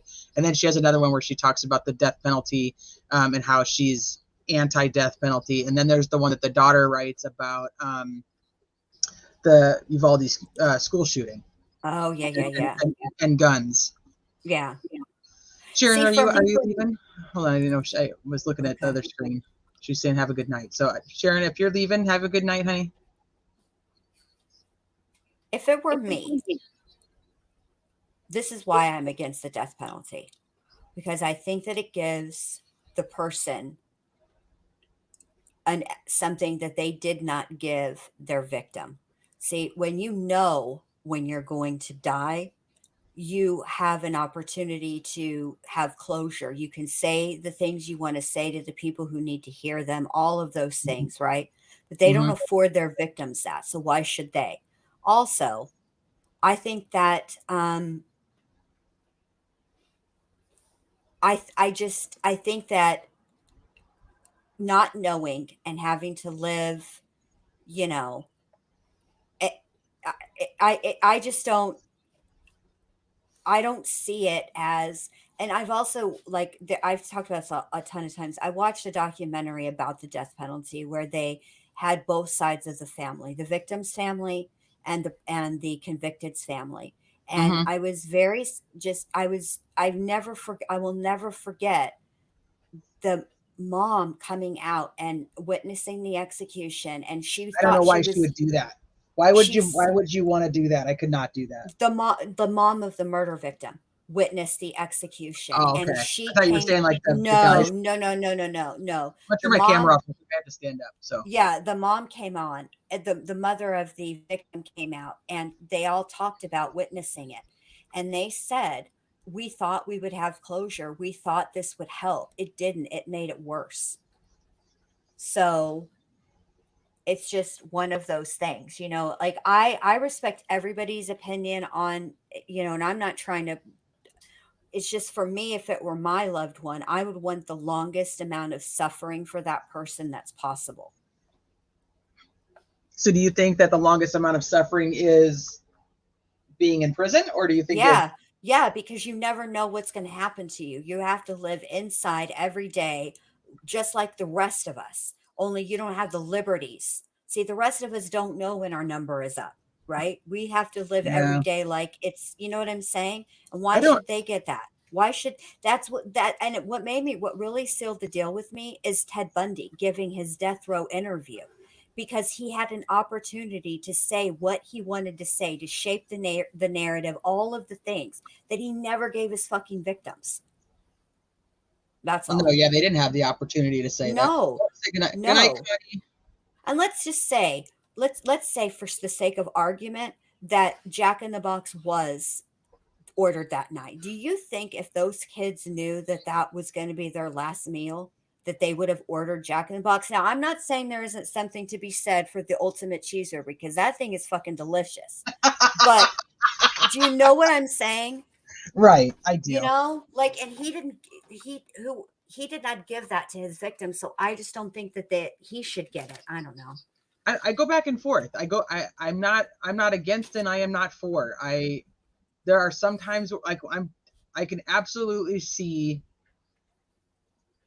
if I was Kaylee's mom, and you guys, most of you know I have a Kaylee, so as a Kaylee's mom, if I would, that happened to my kid, I'm gonna, I want you to do that. I want you to have the death penalty. I'm there is no, it's like a no mercy. I don't care. And then I do see the opposite side, because I can imagine, and this is what I've thought about with Kaylee's mom, is if Brian's mom approached her and was like, please don't like take my son. Like if it was up to you, like please don't take my son. Right. Because as a mom, I'm the one that's left. This is the thing. When people die, they're gone. It's everybody else that's left to suffer the pain of Exactly. them being gone. So I can almost see like if a Brian's mom comes up to Kaylee's mom and was like, I can't live as a mom. You know what I mean? I almost feel Mm-hmm. like there would be some things would be different, because that's how I could only imagine. Because I could imagine, you were saying this earlier too, like would you like aid and abet, like it takes me to like Aiden Fucci's mom, Mm-hmm. that she went and like cleaned off his jeans and Yeah. because I don't think that you just you can't really wrap your mind around the fact like, oh yeah, my kid totally did this. So it's like, no, I need to erase anything that my kid could have possibly done because he's going to get implemented for something he didn't do. And then it's like, it sets in and it's like, holy crap, wait a minute. I think, yeah. And I think it's all like wanting it or not wanting it is all individual. I don't listen. I hope I never have to make that decision. I don't know exactly what I want to do because there is a part of me that would, but I'm about long-term suffering and I want the suffering to go on for a long, long time. But I realize I don't even if I didn't go for the death penalty, I don't have that guarantee. I think it's individual. And I think whatever the families decide should be respected because like when with the Texas cadet murders, Adrian Jones' mom, Texas could have gone for the death penalty and they didn't because Adrian Jones' mom, the victim's mother, asked them not to, but they could have. It was a death penalty qualified case, but Adrian Jones's mom said no, she didn't want that. So I think that if the family says we do want it, it should be respected. And if they say they don't want it, it should be respected too. I don't know. I struggle. I struggle with it. It is a hard thing. I'm not pro and I'm not against. Right. I see both. I see both of them. I can see that. I can see it either way too, both ways too. I agree. And Dave I just don't know how it would be. His logic over here. It's like taking eye for an eye until no one can see. Literally. It literally is. I mean, it's like eye for an eye is okay from this crime up, but eye for an eye is not okay from this crime down. So I think that I have less compassion for people that I don't think they're not really fixable. I don't know if that makes sense, but it's like they are like a Jeffrey Dahmer. Mm-hmm. Some people are not redeemable, and Meep, you're right. Texas hasn't executed anybody in a while either, but that's because there's a whole like there was a DNA thing going on and yada yada yada. But let me just say this: if you do get the death penalty in Texas, you will get the death penalty. You will not die of old age on death row. Texas is very, very efficient when it comes to the appeals process. It's like 10 to 15 years. Max. And I think Idaho, like when I looked at it, there was like 3 people executed. Yeah, let me see when the last time Texas. Yeah, see, these are the kind of fucking Google searches, y'all, that are going to get me in trouble later on. That are going to come up on, God forbid, on 2020. And Shelley, I do think I could sign the paper under certain circumstances. I think I could sign the paper under certain circumstances. I do. So are you guys familiar with the kids? So I was saying at the very beginning of this live, there's so many things happening in the quote unquote true crime realm. There was a case I followed from Florida. His name is Michael Jones. They used to call him Chris Watts too. Do you remember this, Jen Lou? This guy was a piece of crap. So he actually killed his wife, Casey. Casey Jones, and then killed her 2 children, and then killed their 2 children together. So he unalived, killed 4 children and her. He pled guilty, I think was the end of November. He decided after, this was in 2019, I'd have to look it up. Michael Jones in Florida.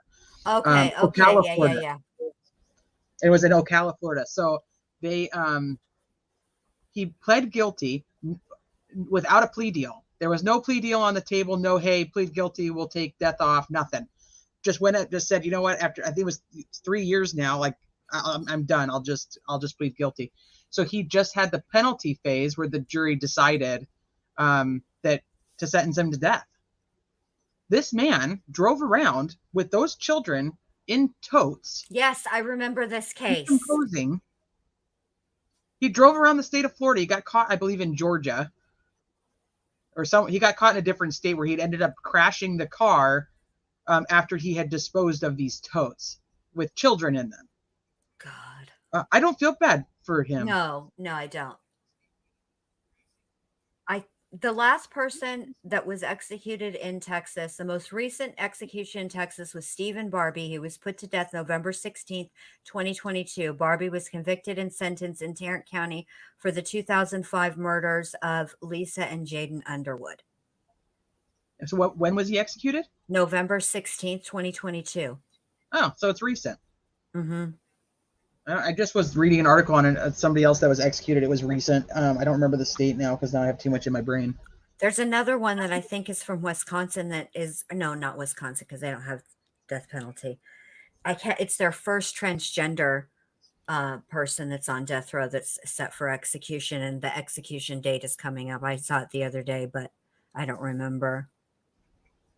Yeah, baby girl. The children, he drove around with them inside the van. Let me just take it to another level for you.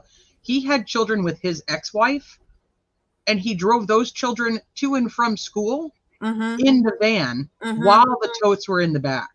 I remember this case because I remember people, there were 2 Facebook groups about it. I'm sure there were more, but I only remember these specific 2. They fought with each other all the time. Yes, and then they had the pictures from inside the house. Yeah, I remember that. It was right before or right at the pandemic time.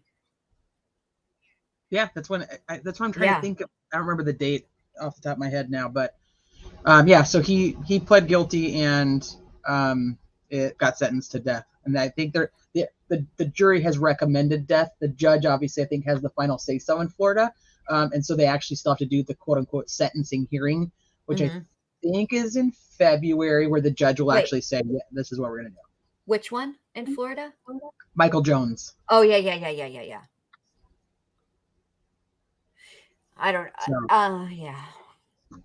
I think, Addie. I think the reason why people are talking about what, like Brian being bullied and whatnot, is because I think human beings want to understand, and what we're trying to do really is to rationalize an irrational act.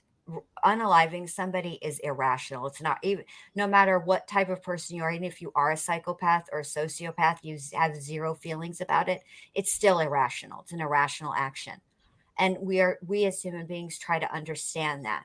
And the fact of the matter is, we're never going to. We are never going to understand why some people do, because we're all pretty much, for the most part, physically capable of taking a life. Right? There's many different ways. We don't have to do it with our own hands, right? We're all pretty much physically capable, but we don't cross that line. And we will never understand the people that do. We will never understand the wife who thinks, I better unalive my husband and collect, I don't know, 20 grand worth of insurance when he's still got 40 years worth of earning material, which would be well over 100 grand, but that seems like a better idea than divorce. Do you know what I mean? We're never going to understand those people. We're never going to understand people that unalive children. The thing is, I think what people are trying to do also is study in an effort to prevent. And I don't know that there's even a way for us to do that either. I don't think so either, because I think that you'd have to be going through immense amounts of interviews, research, like every single human being, to be able to try to fit into this criteria that the psychiatrists and psychologists and the researchers have created. One, it's never going to happen. And then you always have the one that doesn't fit that mold. Exactly. There's always somebody who's just the outlier. Exactly. So it's hard. You know, like I think people are just trying to, because it's such, people, nobody would ever say that what he did was justified if he knew them, right? Nobody would, there's no justification for this. But when it's random, where they don't have a history together, there wasn't, or even if they are strangers, there wasn't something in the immediate moment that caused a snap. You know what I mean? This was his deal. This was his plan. And people don't understand that. We'll never understand that. Sad. Baby girl said, I was bullied. Punched the bitch in the head. Was never bullied again. I mean, sometimes it bees like that. I was never bullied, but I also didn't bully. And when I did see kids getting picked on, I did defend them. I'd be like, but that was just Right. me, and I taught my kids I too. would say that there was never a big bullying issue when I was in school.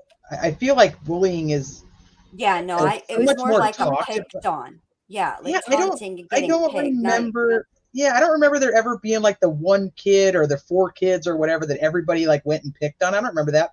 I remember like I picked on people I didn't like. People who didn't like me picked on me. Kind of the same as it is in it as an adult. It doesn't really change. Right. I don't remember ever having like the one person who was just like Relentlessly bullied.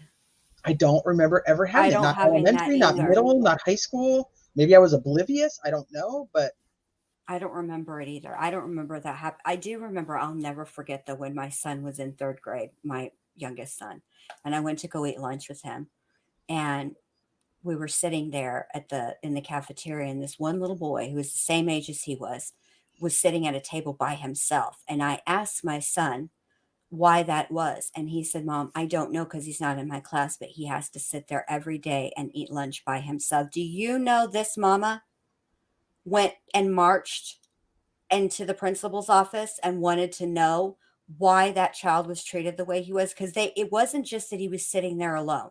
The lunch lady was mean to him, and I'm not one of these, like, everybody gets an award for participating. Oh, no, no, no, no. I'm not like that. But she was mean. Like, he wouldn't even be doing anything. And she'd say, she was just harsh. And so the kid was like in trouble and had to sit there. It wasn't like because nobody. No, it was like all the time. Like, but it wasn't being bullied by the kids. He was singled out by the lunch lady. Oh, hell no. And that's what made me even madder, because I'm like, bitch, you are grown. You want to tussle with somebody. I'm right here, but don't be picking on a 9-year-old. Picking on that kid. The hell's wrong with you? I would get it if he was in trouble for the day, like a detention. Like, sorry, you don't get to hang out with your friends that's for lunch. That's what I thought. But my son was like, no, Mom, it's every single day. She was just mean. And I don't like it. I was bullied in 1st grade by a girl that I ended up best friends with all through middle and high school. LOL. I never told, however, another girl went home and told her mom, and her mom called mine. Aww. I remember there was one day that my oldest son was in middle school, and he wasn't bullied, but I can tell you how much it broke my heart. So I can't imagine having a child that is bullied. There was one that his friends, like, they had like intramural sports that they do at lunch and stuff, and he had chose to not like go play with them like on this team. Mm-hmm. And so he told me when he came home that he ate lunch by himself. And the kid knows, like, I mean, half the school. So I'm like, why didn't you just go sit with somebody else? He's like, I just sat down and I just sat by myself. I was heartbroken. Yeah. To imagine my child. I know. Sitting there alone. I kind of am getting a little verklempt, at least something going on in my eye area. Oh, no, liquid is forming. I'm like, do you need me to come and sit with you at lunch? And he's the one that's like super embarrassed of like mom doing anything, like just right.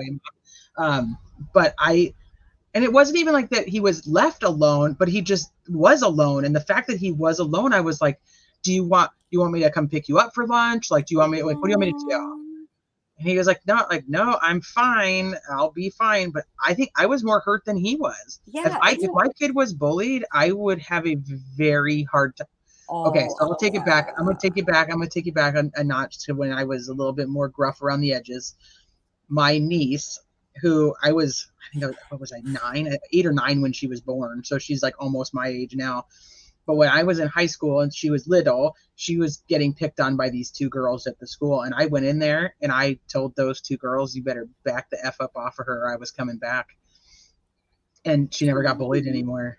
Sometimes to be honest with you, I don't even think I asked her what they ever did. Like, they could have just said like her shoes were ugly and it didn't matter. Like, that's not the point. Exactly. Yeah. I remember when my sister called me one time and she said that my nephew, I don't know what he had done, but it was a kid's birthday in the class. And so the mom of the kid brought cupcakes for everybody. And my nephew didn't get one. And I was livid. Oh, hell no. Because listen, I'm all for punishing kids. Kids need to learn that actions have consequences. Okay. But this was not a class thing that the teacher was doing for the kids, and he misbehaved and got left out. So I was pissed. And I was like, I'm calling that school. And my sister's like, you better not, Jen. They'll never let him back in that school. And I said, that's fine. I'll teach him. I mean, I was just that way. I'll never forget. I went to his soccer Oh, game, that's why I love you. and it was the end of the year, and they were, or the end of the season or whatever, and they were at Marble ice cream, and the coach's holler. There's a ton of kids in there, and they're like 3 years old, and this coach hollers, "Is there an Aunt Jen in the house?" And I'm like, "Yes." So I go up there, and they're like, he's like, "I cannot understand what he wants for his ice cream." And I was like, "Tell me what you want." And he told me, and I was like, "Oh, he wants chocolate ice cream with marshmallows." And he's like, "Could you stay here and translate? Because I don't understand half these kids." And I stood there and helped out. I can understand little kids gibberish. Always have been able to. Always have. There are a lot of kids. There are a lot of people who go through a lot of things that, instead of becoming they don't stay the victim, but they also don't become the perpetrator either. And I think that has a lot to do with like your support system and who you and your thought process and all of that. It's a conscious choice, So I'm just curious, like, what's going on. I do kind of want to know about Brian, but at the same time, I know that's what that rat bastard wants. And so now I just want to be stubborn and be like, I don't even care. I don't even want to talk about you anymore. Yeah. F you. Yeah. But I'm going to cover the shit out of your trial. Don't worry, Brian. I'll be making. You think he'll testify? No, I don't. I don't think he will either. No.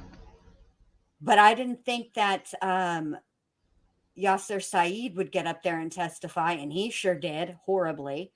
Tote, I didn't think Tote would get all his dude. big That ass dude up said to there. himself, he's an idiot. I didn't realize he was as dumb as he was until he took the stand. I was like, that was the worst move you could have made. Yeah, you should have remained silent. They tell you to remain silent for a reason.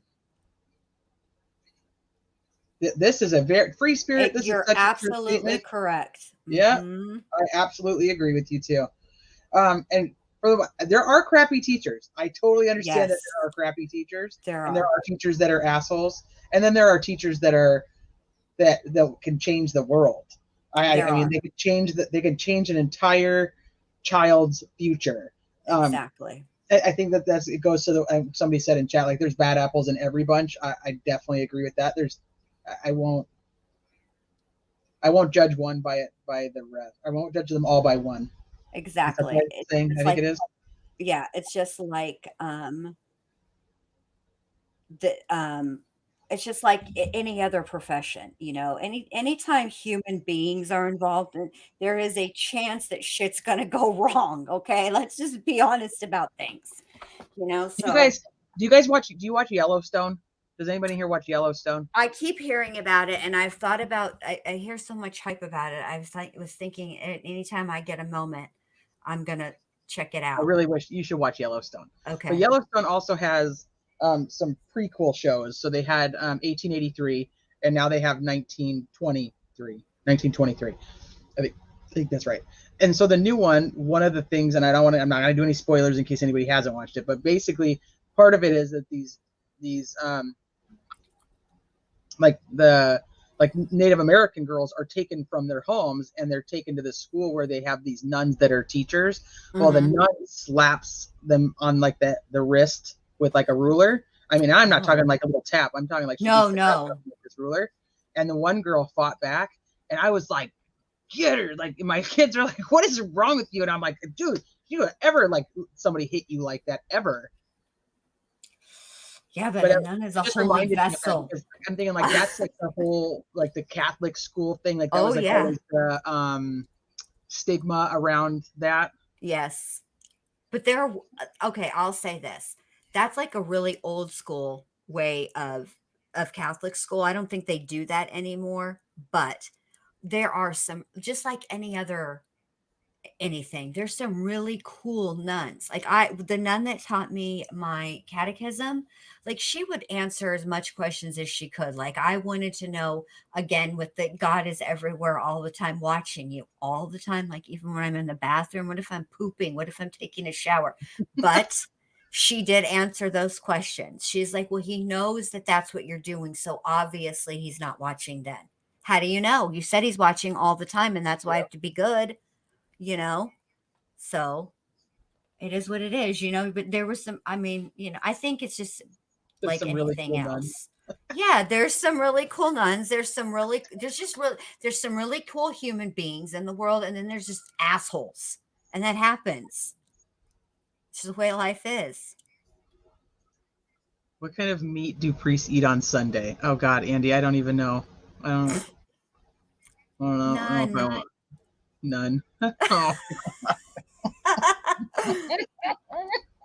Oh my God, that's crazy. Anybody wants to watch? I don't like horror movies. I do. What is it we're watching? Sick. Okay. Oh, all right. My back is killing me. I know. I got to get off here too. I need to be. I could just talk to you forever, though. I seriously could. I don't care.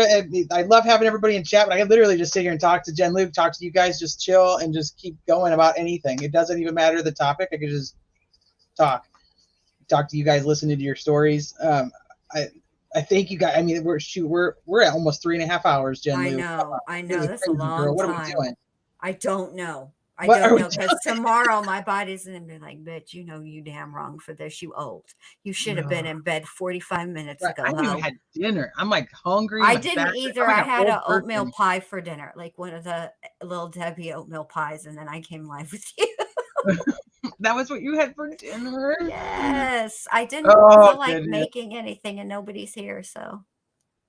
I don't know if you're listening. So Michelle lost internet. It happens to her. Oh, I swear. There's like a certain amount of time that her internet's like, okay, you can hang out, and then it's like, nope, you're done. You're done. I almost wonder like if her husband like cuts it off. He's like, I'm tired of you being on there. No, I'm just joking. And you're done. And you're done. But if you're watching, I love you to pieces, my mi amor, Michelle.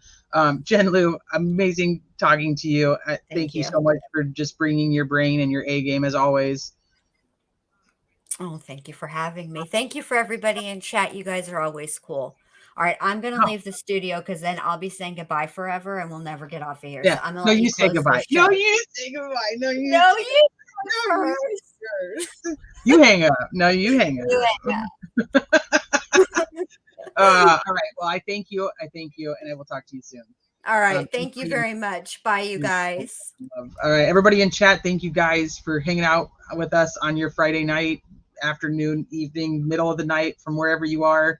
I appreciate you guys so much. I know that you have Brittany should be live probably right now. I went over I don't know, she should be live. If she's not live, she should be going live very soon. So if you guys head over to Allegedly with Brittany J's channel.